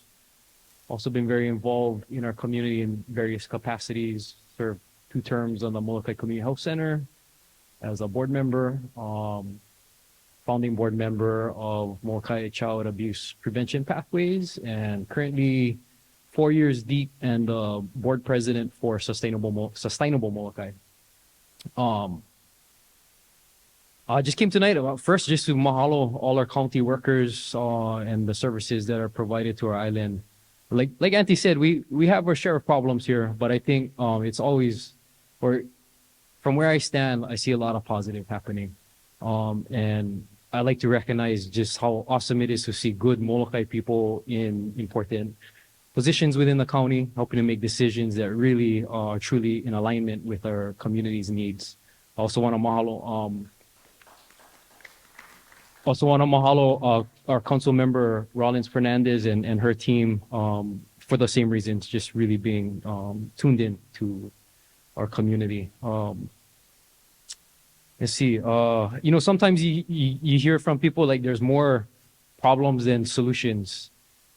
In the spaces that I get to work in, my belief at this point is that we have the solutions, and those solutions are coming from our own people on this island, our agencies, our organizations, our businesses. We have the capacity, we have the track record, we have the ideas, we have the knowledge at this point in time. I really feel like the solutions and the answers are here. What they often need is empowerment through funding.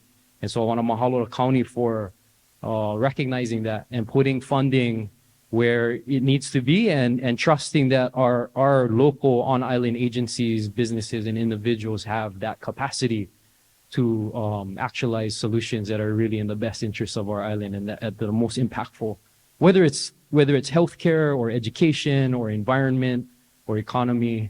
There's a lot of good stuff happening right now on this island. I want to say a little bit about Sustainable Molokai. We have been receiving funds from the county for various initiatives from our climate change and sea level rise adaptation and resiliency planning process that we have taken lead on, that is wrapping up and has been very successful. Also for our food hub and resiliency hub efforts to build up resiliency in our island around food sovereignty and making sure people, not only that we have farmers growing food, but that our community has access to the food that is grown here. Also,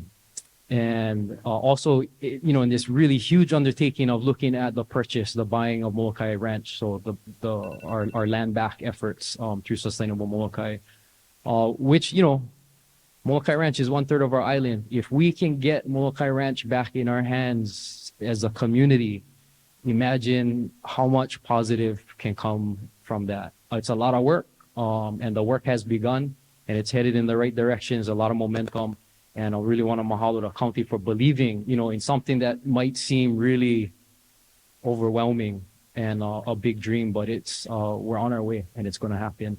So I heard the beeper go. I will let Tihani, our executive director, come up and maybe talk a little bit more about specifically what Sustainable Molokai is doing in our community. But yeah, the main thing is just on big mahalo, and I support, encourage, and hope that the county will continue to recognize the capacity and value of using our on-island Molokai knowledge, people, agencies to solve our issues ourselves. So, mahalo.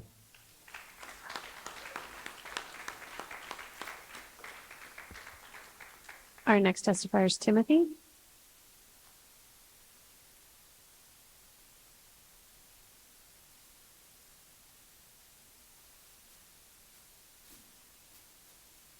My name is Timothy Meyer. I'm the commander for the Molokai Veterans, Caring for Veterans, Kua Kahiko. I'm here to, first of all, sustain what Auntie Judy said about the Lord is in our midst. He is. He guides and directs us on a daily basis if we but prayerful about it. And we ask the same blessings upon Mayor Beeson and his cabinet and all of you that come here and represent us. But I'm here to give thanks to all the administrations since 2002 that have given the Molokai veterans grants to build our center in Molokai and at the pier and 81 Kanakai Place. We've been there since the inception. The land was donated by Molokai Ranch to the veterans. We own that outright. And from information that I've gathered, that because we own the land outright, we cannot obtain grants from the state. Okay, I think that's wrong. I'm still researching on it, but we do get grants from the county of Maui, and we thank the administration for that. And we're not asking for more, but we're sufficient in being able to run our organization. I just want to let you know that I represent 300 veterans in the organization. A lot of our veterans are dying off. We recently lost the last member of the 442nd Regional Combat Team, who was 92 years old and he lived in Waipu'u. But a lot of our Molokai veterans for Vietnam are slowly passing on. So we appreciate the support we get from the administration. I wrote some things down here that Kahiko means ancient warrior. Okay. Larry Helm and Lady Bird put the organization together back in 2002. And since then, we've been operating on our budget. And just the last 3 years, we've been receiving grants from the county, from the previous administration and the present administration. So we do appreciate that support, and we pray that the organization may continue with the younger people that come out of the military. So again, thank you and aloha.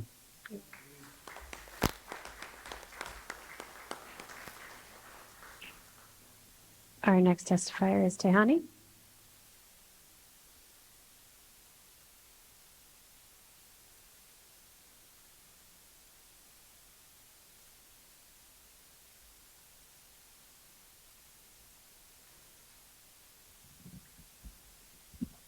Aloha, everyone.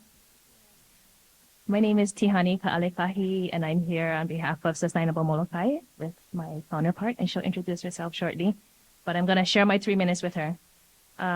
Just wanted to kind of piggyback off of what Matt was sharing earlier. We are so thankful for all the support that we've been getting from Maui County. It allows us to identify needs in the community and actually take a step back and say, okay, who can we work with to make change? And it also allows us to say, you know what, maybe it's not us, maybe it's somebody else. But that's the beauty about being part of Sustainable Molokai is when there's a need, it's a kako thing. It's not just us. We don't have to do everything by ourselves. That's not what it's all about. And then I'll turn it over to Katie to talk a little bit more about our other programs that she's involved with.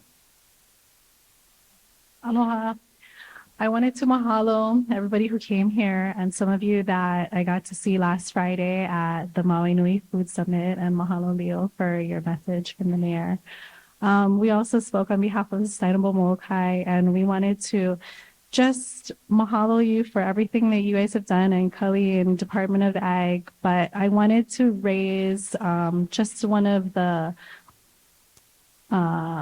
issues that I think would be good for us to concentrate for 2025. In the previous mayor's office, they had done a resiliency assessment through Maui Nui. And part of that is raising up community hubs. and dedicating funding for that. So we were able to receive for our first phase of resiliency hub planning through the county, which we paired with federal, and then Department of Ag is helping us also work with federal and Jill Takuta's office for facility acquisition funds. But this has also been raised through the Molokai Climate Change and Sea Level Rise Adaptation and Resiliency Plan that we're finishing up, and the need for resiliency planning, which is community hubs and community organizations that are already doing the work. But really looking at those, raising them up, helping create facilities, build that. We don't have a incubation center here. We don't have kitchen facilities. Darren on Parks and Recs is doing a great job for what he can through Parks and Recs, but there's a bigger need, and we're also part of the Maui Nui Resiliency Hub planning effort, and that, and then I know the mayor's office is initiative with local foods and that system, and this not only touches on local foods, on sustainability and resiliency and renewable energy and food sovereignty, but it also gives some of our community and our cultural spaces the areas and the place to practice and hold some of those events and practice some of those things, which is then community hub and, you know, raising up all of those efforts that so many people have spoken about. So, mahalo nui.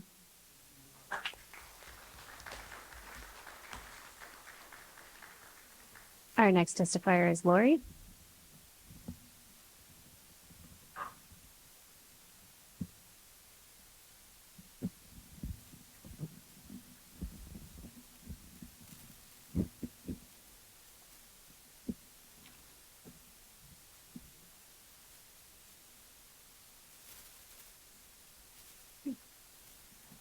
Aloha.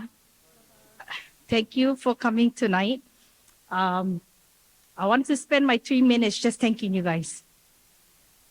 And I go dad, but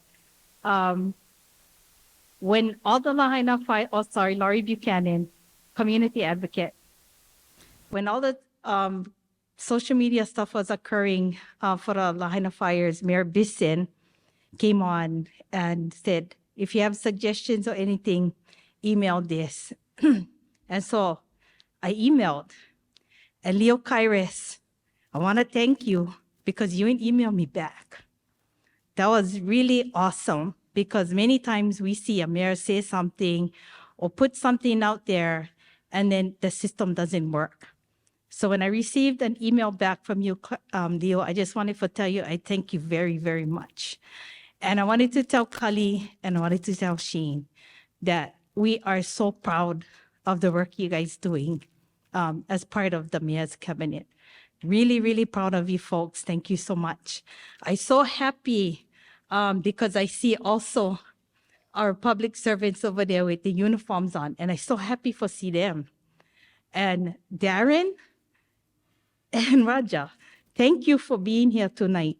Because in the past, we never had this much participation from all the staff. And the staff get to hear the concerns of the public. So I wanted to thank you guys very, very much for that. I really appreciate all you guys' hard work. And I also support and echo everything you guys heard tonight for MEO. Sustainable Molokai doing a fantastic job. Awesome, awesome job on Molokai. MEO always outstanding. The county is the heart of Molokai's community. Not the federal, not the state, it's the county. Without the county, our people don't have next to any kind of services. You guys the glue that keep us together. I love you guys' new facility up across from DOT. And I love the work that the mayor is doing in really trying to help the grassroots community. So thank you very much. I wear many hats, so really fast before my time is up. I also serving now as the president of Oahu Energy Cooperative. When we are planning to build a 2.5 megawatt solar farm with HICO.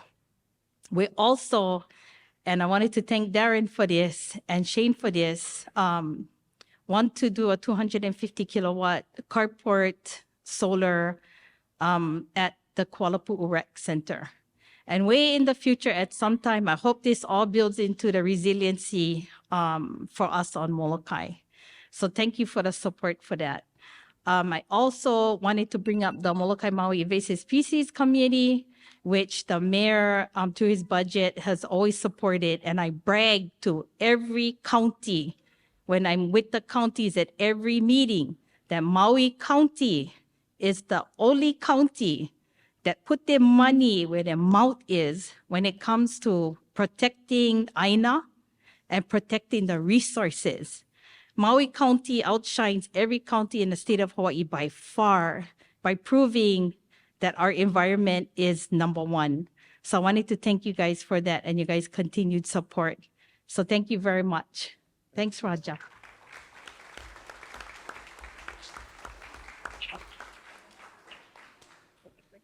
Next testifier is Sarah Jane.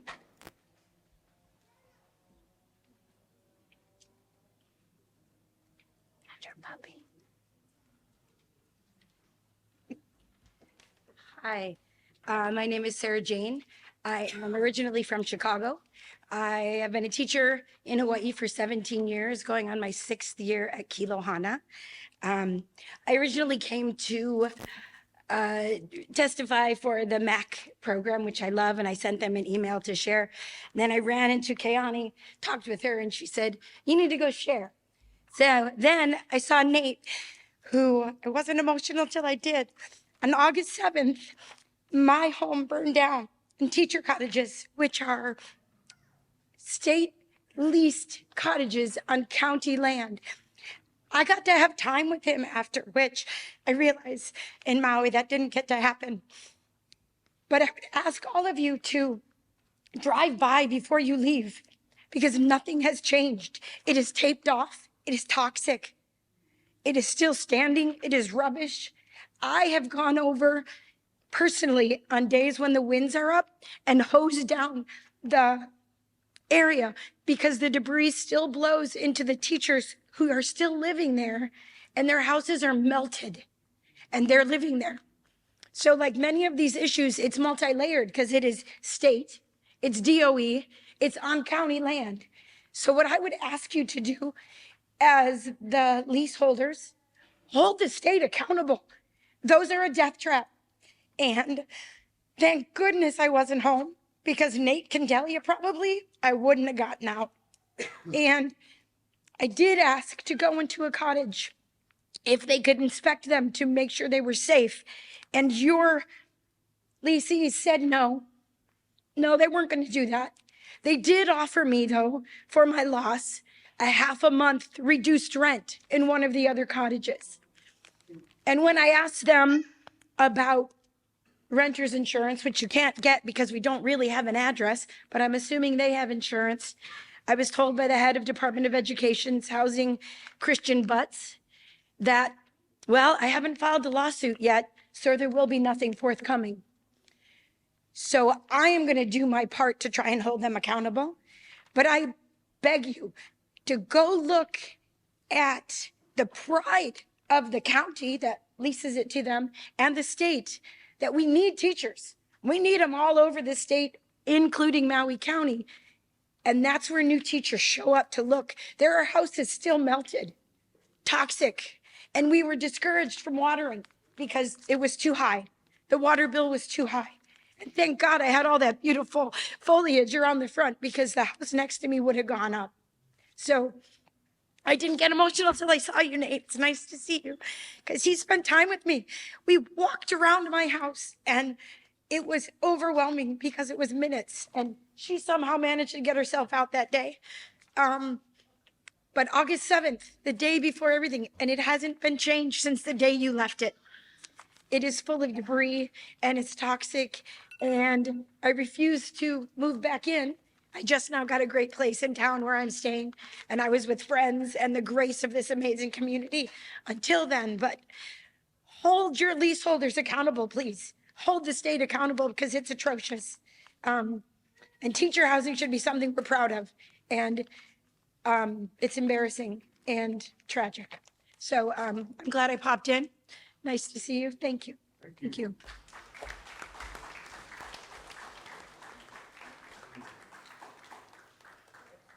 Our next testifier is Daniel.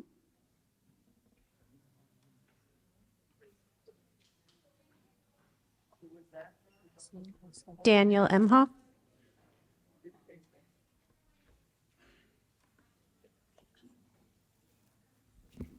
Hello, everybody. My name is Daniel Emhoff. Thank you guys so much for being here. The issue or concern I have is not the most pressing, but on behalf of all the keiki of this island, I'd like to just share my thoughts. When I travel to Maui or Oahu for work or whatever, and I see playgrounds and stuff, I feel kind of bad for the keiki over here.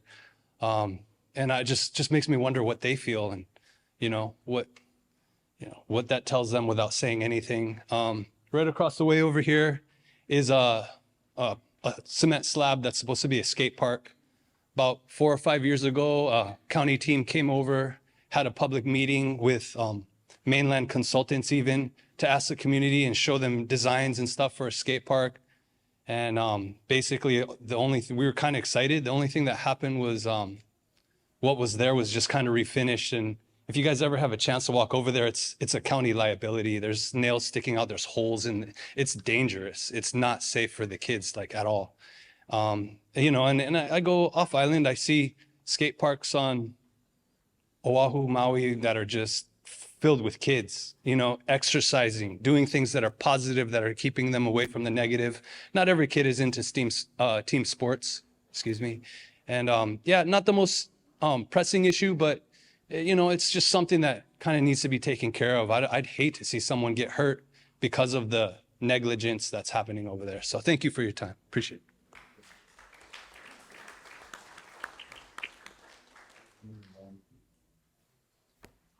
Our next testifier is Monique.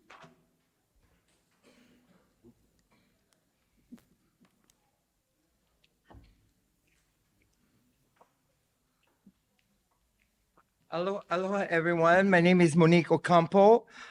Somehow I just came to Pauole, and I never actually thought that I was going to come and do some testimony, but something brought up to me.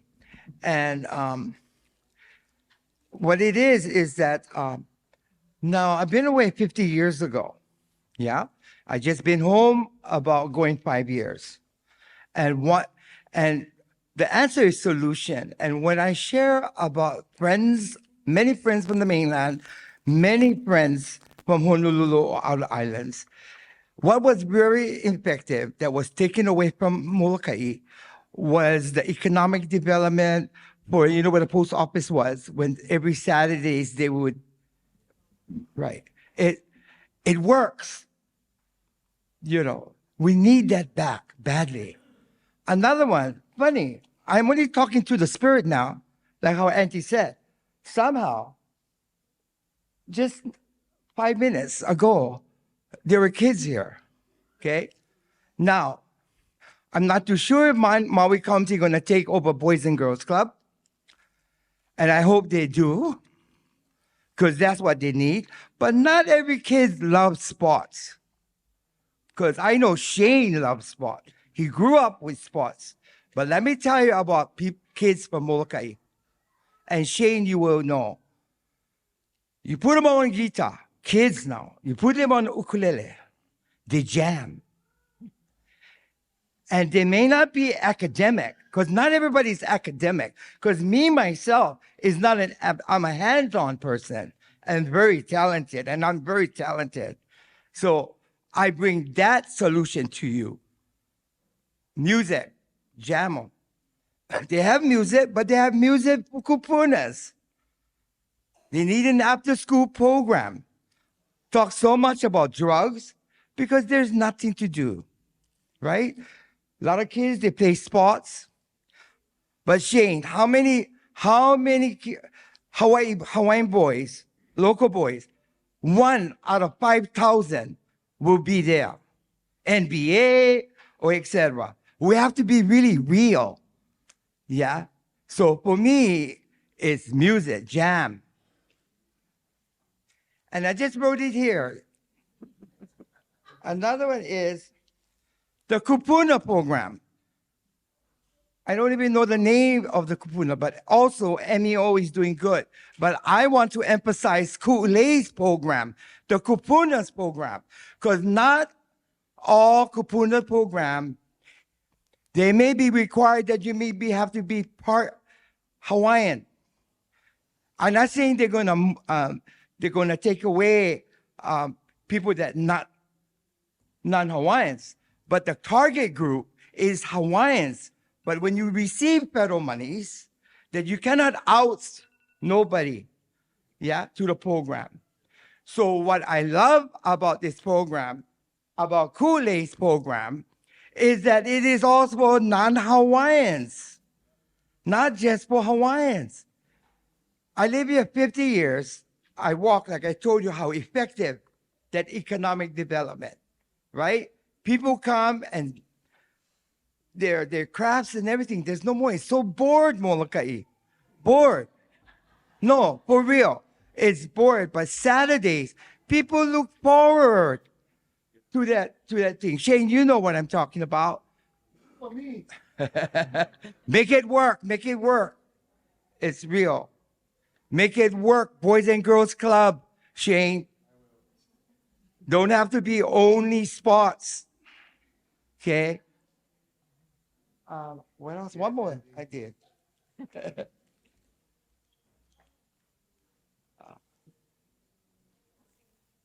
So that's about it. But all programs are good. Oh, one last one. We're talking about long term.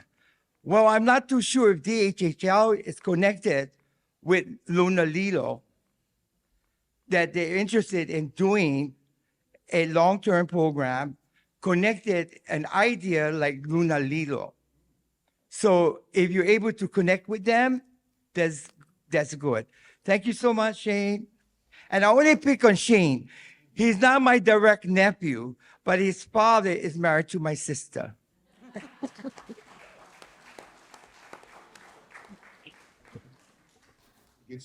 Our next testifier is Leimana.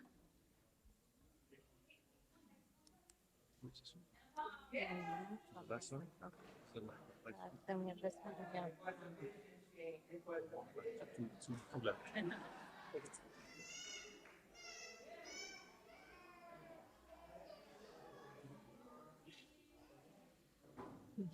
Okay, while we gather, I'm just going to start. Shuffle in, guys. Okay. Velina mai me kia loa pumehana ia kākoa pau o wau o Leimana. I am a community member, a mama, a daughter, a sister. We are here tonight for Aina Pa'a wrestling team. Yay! So I'm just going to read you guys our mission statement and who we are. Aina Pa'a, the land is our foundation. Molokai is our foundation, our home that we love and cherish. This foundation is who we are and where we come from. And all that comes after and with it is what we will use to build and continue to build for all generations to come, on and off the mat. Here at Aina Pa'a, we offer 4 core values that are key elements for our foundation. The ulu represents growth to become a better individual, wrestler, and student daily. Kukui represents knowledge and enlightenment. Auole pau ka iki ka halau ho'okahi, not all knowledge taught in one school. So we encourage the keiki to reach out to learn. We want to, where I lost now. We want to empower continuous education on and off the mat. Kalo represents ohana, family, to remain rooted to our core values and upbringing and represent our team and family in all aspects. And finally, the puel represents our protectors that will provide a safe space of positivity, goodness, and prosperity. So this is our keiki, our coaches, mahalo nui, and we're just gonna quick little mana'o. Okay, go. Just say it, just talk loud. My name is Tiale Tenkayo, and I am a 9th grader at Molokai High School, and I wrestle for Aina Pa'a wrestling team. Aina Pa'a has taught me to work hard and to eat healthy. Has taught me to have good grades and have something to strive for.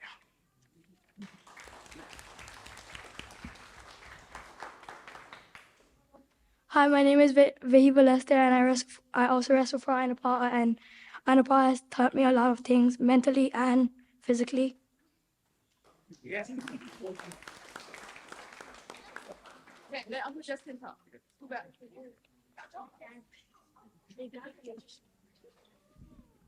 Aloha, thank you guys all for being here. I'm Justin Luafalemana.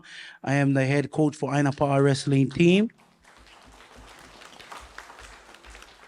Thank you guys so much for staying late. These are our wrestlers, and we like to ask for continuous support, supporting our youth to get them more experience, more exposure out into not just Molokai, not just Hawaii, but outside of that. So sports played a big role in my life.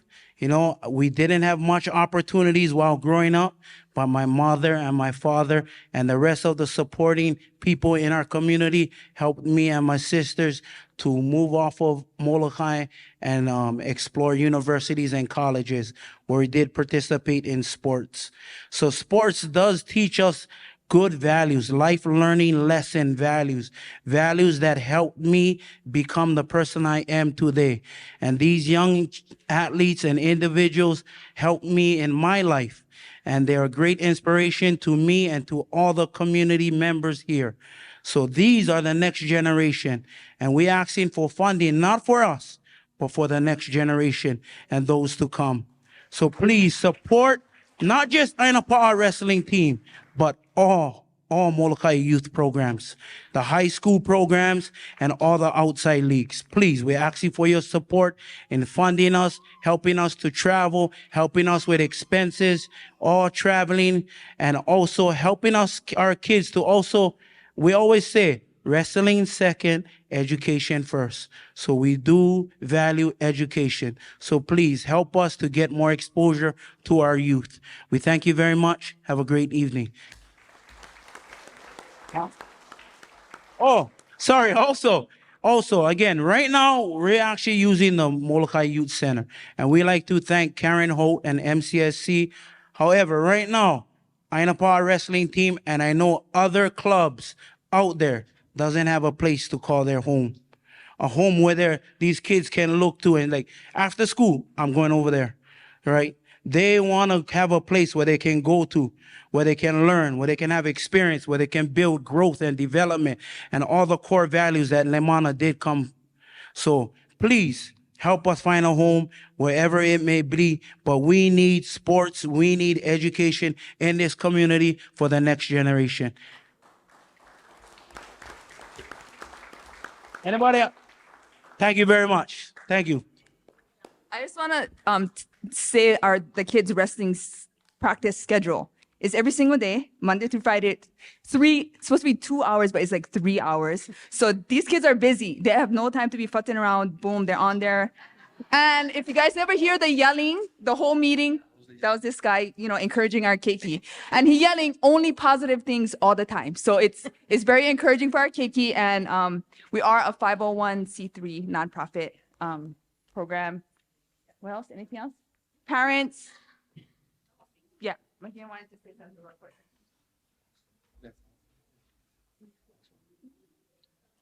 Aloha. I am a mother of 2 girls who are wrestlers, and Buta encouraged my older daughter to get into wrestling last year as she transitioned from elementary school into middle school, which for those that don't know, we have 4 elementary schools, 1 middle school. So 4 6th grade classes go into 1 7th grade class, which is a very complex thing for pre-adolescent and adolescent girls and boys to have to experience. And it was a challenging year for us. And wrestling, she's been in wrestling for a year now. My second daughter saw her practicing every day and she asked to be involved. And the growth that we've seen within her, both of them in the last year, is amazing. And Aina Pa'a, the coaches, the families, the kids, it's such a wonderful experience.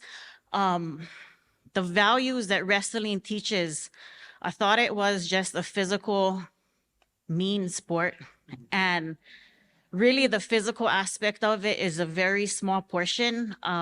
The mental control, emotional stability, the grit, the resilience, as a female, as a mama raising girls, teaching them their own self-strength, self-confidence. They've received that from wrestling, and I'm so thankful. And please, we need a home. We need a home. And not just for us, but for all our Alinkeki. Thank you. Thank you. Well, doctor, come on.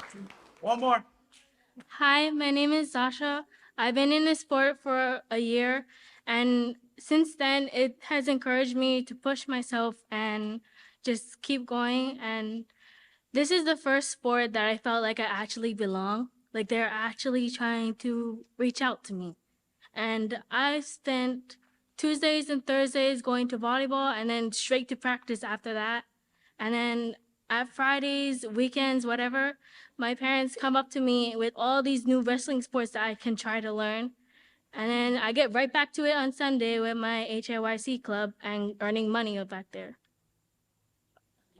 Thank you, Zasha. Thank you. Good. Thank you. Thank you. Mahalo.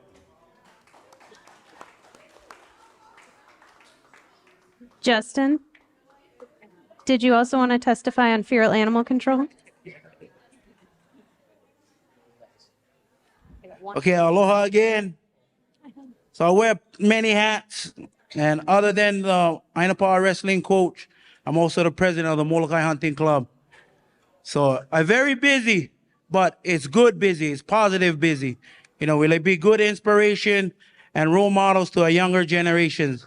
It's hard, but we try our best, and we need a good supporting staff.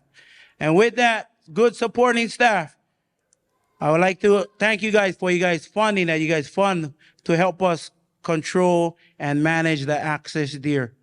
As we all know, it's a big topic, not just on Molokai, but the whole Maui County. And with that being said, we like ask for you guys continuous support.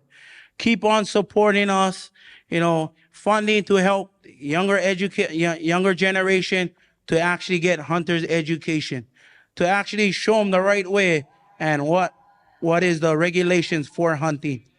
We need to get more of that.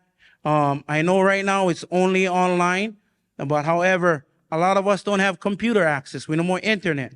So if we could set up something where some classes is available where kids can actually sign up, and you'll be surprised how much older people don't have their hunting license. So the Molokai Hunting Club is a 501c3 club. We're a nonprofit organization. We do work with private landowners, and we like ask you guys for you guys continuous support and funding that. All our meat that we do get from the club, we do put out meat drives that we actually burger up deer meat and we give it away to our community to feed our community. We want to take care of our community. We want to feed them healthy meat, which we know access deer is very healthy. We also want to ask, I mean, we see a lot of dead deer on the road, right? We see a lot. What about trying to put some funding into that where we can help remove that eyesore off of the road, okay? And also trying to find a place where we can take our carcass to.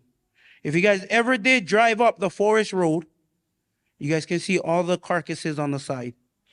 How can we responsibly dispose of our deer carcass instead of dumping them over a bridge, right? And that is the things that this Molokai Hunting Club teach. We teach good hunting ethics. We want to be good stewards of this land. We don't like just be talking about them. We want to be out there in our environment, managing our environment. We want to understand and learn more about these access deer.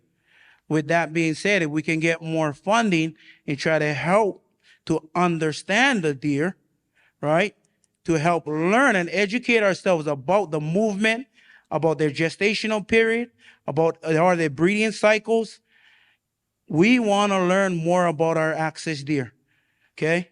Yes, some of us may think, oh yeah, the deer give birth twice a year to twins. We found out different in studies. The Molokai people, members of the Molokai Hunting Club, We're educating ourselves, empowering our community to educate and actually get data. The Molokai Hunting Club does collect data, GIS data, right? Data is knowledge. Data is the key, right? We ourselves, Molokai people with the hunting club, are making decisions for Molokai. We here, we in the environment, we understand what's happening.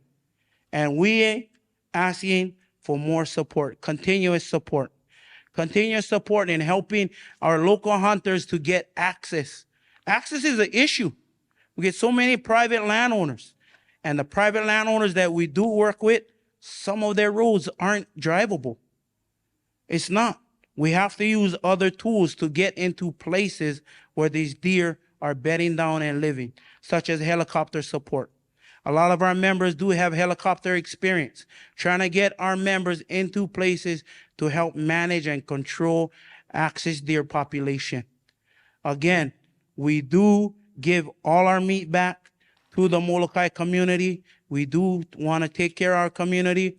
We do an annual meat drive. So next month, December 9th, which is a Saturday, we do put on our annual meat drive where we give out free meat.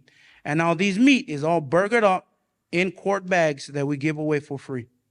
You come in a line, we give out.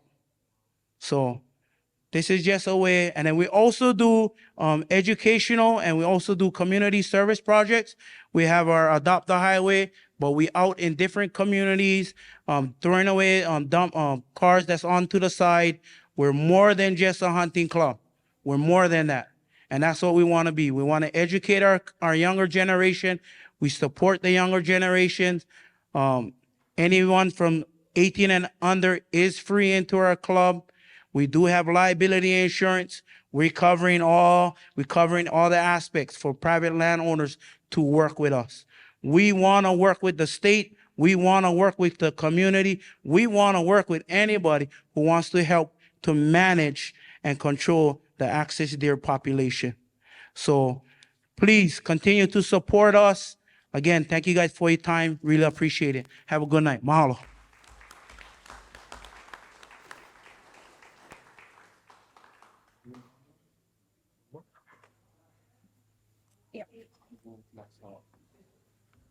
We have one more testifier. They are online, so I'm going to do my best to do this without feedback. I apologize in advance if it doesn't work. Alice Ka'ahunui. Aloha, can you hear me? Yeah. Aloha and mabuhay. I'm Alice Kaba'el Ka'ahanui, Molokai born and raised, Executive Director of the 13-year-old Molokai Arts Center, or MAC, our island's only 501c3 nonprofit arts education organization. I'm also Secretary of the Hawaii Museums Association, partner for State Foundation on Culture and the Arts, Arts First Team, and member of the Ola Hawaii Community Engagement Core Advisory Board. I'm appealing to you, Mayor and staff, to ensure that those of us in the nonprofit sector promoting culture and the arts, education, and health are able to continue servicing our rural, oftentimes neglected Molokai community. Please help our organizations to partner with Maui County to provide access. We have a slogan at the MAP, bringing the arts to Molokai and the Molokai to the arts. We began as a mainly ceramic-centered program and have grown to include a Hawaiian arts program, visiting artists program, literary arts, and an artist-in-residence program that recently included a musician from Spain, ceramicist from Minnesota, and an award-winning screenwriter who produces the TV series Power Book. We offer keiki classes and partner with schools to give students greater access to the arts. We offer kupuna classes in partnership with the Molokai Rural Community Health Kupuna program.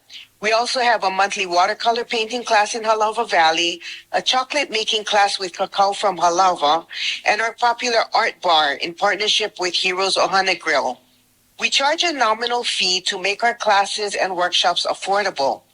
We often equate culture and the arts with high society. Many on Molokai don't have access to museums and concert venues, but we are so rich in potential for the arts. If you don't have the resources, you don't have access.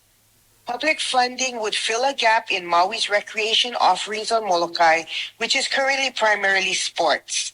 It would allow residents of all ages to create and explore their artistic spirit at low to no cost.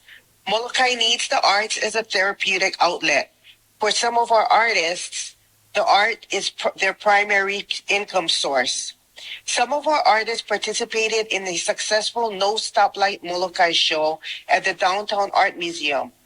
The arts nurture our mental health and keep our history and traditions alive through storytelling, from visual to performing arts, from the strong cultural arts legacies of our island to our rich musical traditions. Contrary to popular belief, the MAC is not just ceramics and pottery. We have hosted Chamber Music Hawaii, Hawaii Youth Symphony, and Honolulu Theater for Youth. We are fiscal sponsors for the Molokai Instrumental Music Education Program and Te Ora Tahitian Dance Company. We're a small island. Oftentimes, we don't get the grants or funding because we don't have the numbers. There were other priorities during the pandemic and during and after the Lahaina fire. Or maybe funds are allotted to the statewide or countywide agencies but never reach us. But each and every one of our Molokai residents deserve access to the arts, to education, to health services, even if they can't afford it or the way we look on paper is disproportionate to larger areas in our county. We already know when times get tough, people turn to the arts, to music, to writing. We have great partnerships between our schools, agencies, and organizations on Molokai. MEO Bus Transportation, Molokai Rural Health Kupuna Program, Palapu'u Charter School 21st Century After School Program, Malama Molokai Wellness, Kanu'oka'aina Ohana Schools. I hope that when you consider the budget, you remember to include the unique nature of Molokai during your deliberations. We are separate entities that seem small in number, but we work together to deliver needed services to all of Molokai. Still, the Molokai Arts Center is struggling to survive. I humbly ask you to include the MAC in your budget. Mahalo for your time and consideration.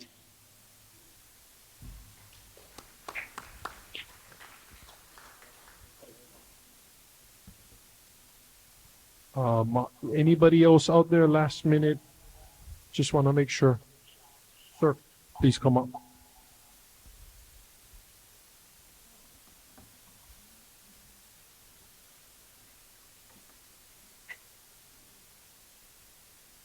Aloha Kauko. Thank you for coming tonight and hearing all the concerns we have in Molokai. Like, Molokai is the peak of the islands, of the Hawaiian Islands. And there's 32 miles of sustainable fishing Molokai has. It is the biggest that I know of in the state. So my concern is to bring out to you folks is Kalamu'ula, rubbish dump. Many of us have fished it out in front of the Kalamu'ula. And we have king tides. King tides are touching that. It's either touching or it's going to get there. And my concern is when I was a youngster, the rubbish that was dumped in there was all kinds. Now with the new landfill, there's separation, which is great. But the old one, I know that there are a lot of other stuff. And my concern is will be mostly for the younger generations, because that whatever is in that landfill is going to touch the ocean. It's going to seep into the ocean. And do we want to feed our keikis contamination? I don't want to grow a second hand, but that's my concern. Okay, thank you, aloha. Mahalo. Could you just let us know your name? Gary Otsuka, a Molokai born. Mahalo.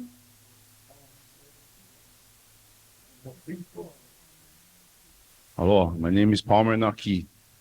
I just came. At first, I wasn't going to testify, so I came to listen to everybody, and I kind of mahalo everybody. You know, I can see that everybody care and love Molokai very, very much. You know, and as well as you folks. Mahalo, every one of you folks. I do have some concerns and with the MPD over there, but that's my own kuleana. Yeah.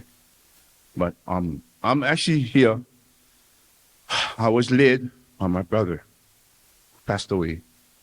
I'm here to advocate for mental health awareness and for a facility to help Molokai people that that are mentally, you know, challenged, I guess the word to use. You know what I mean? And it's very touching. It's very hard for me because what happened to my brother. But I'm here to advocate for that.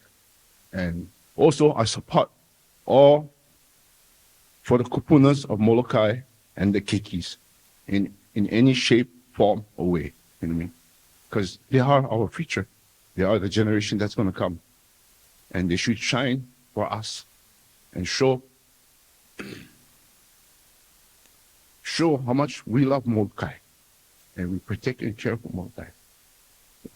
Thank you very much.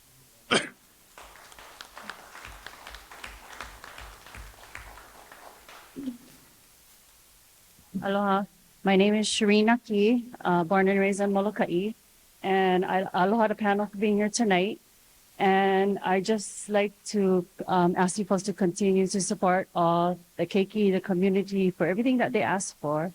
And I also like to aloha Auntie Ku'ule RC for her support with her kupuna program.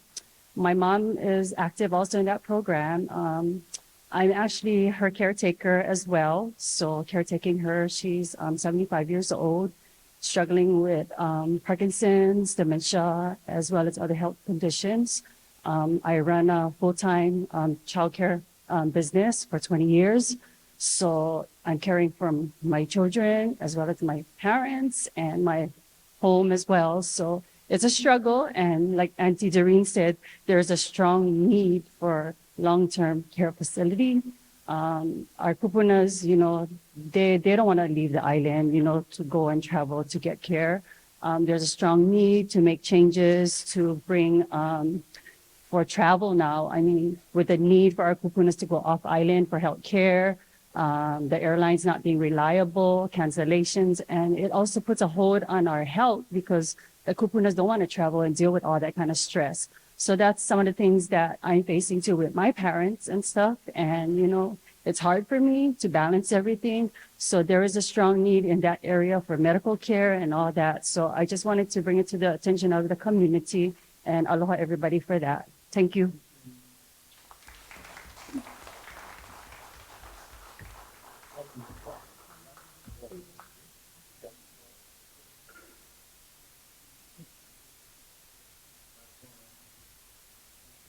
Good afternoon. My name is Walter Rollins. You know, I hear so much things that's happening in Molokai that you folks have to take back with you guys. You don't need any more from me.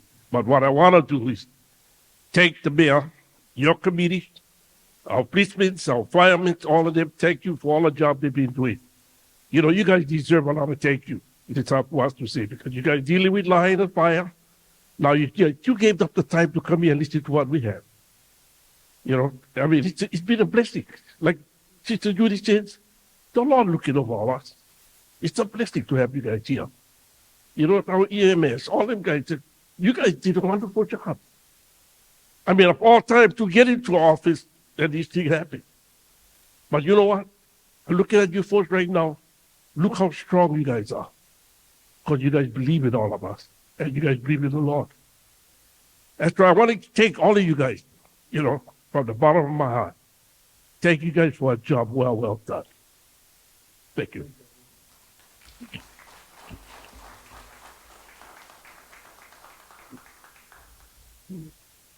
Mahalo again. If anybody else out there wants to come testify, if not, we can conclude the testimony. And just wanted to mahalo for all of you for being here and the warmth that you've shared to us, and a lot of information we get to take back that will be shared with Mayor. Right now, if you would like to, we will stay here.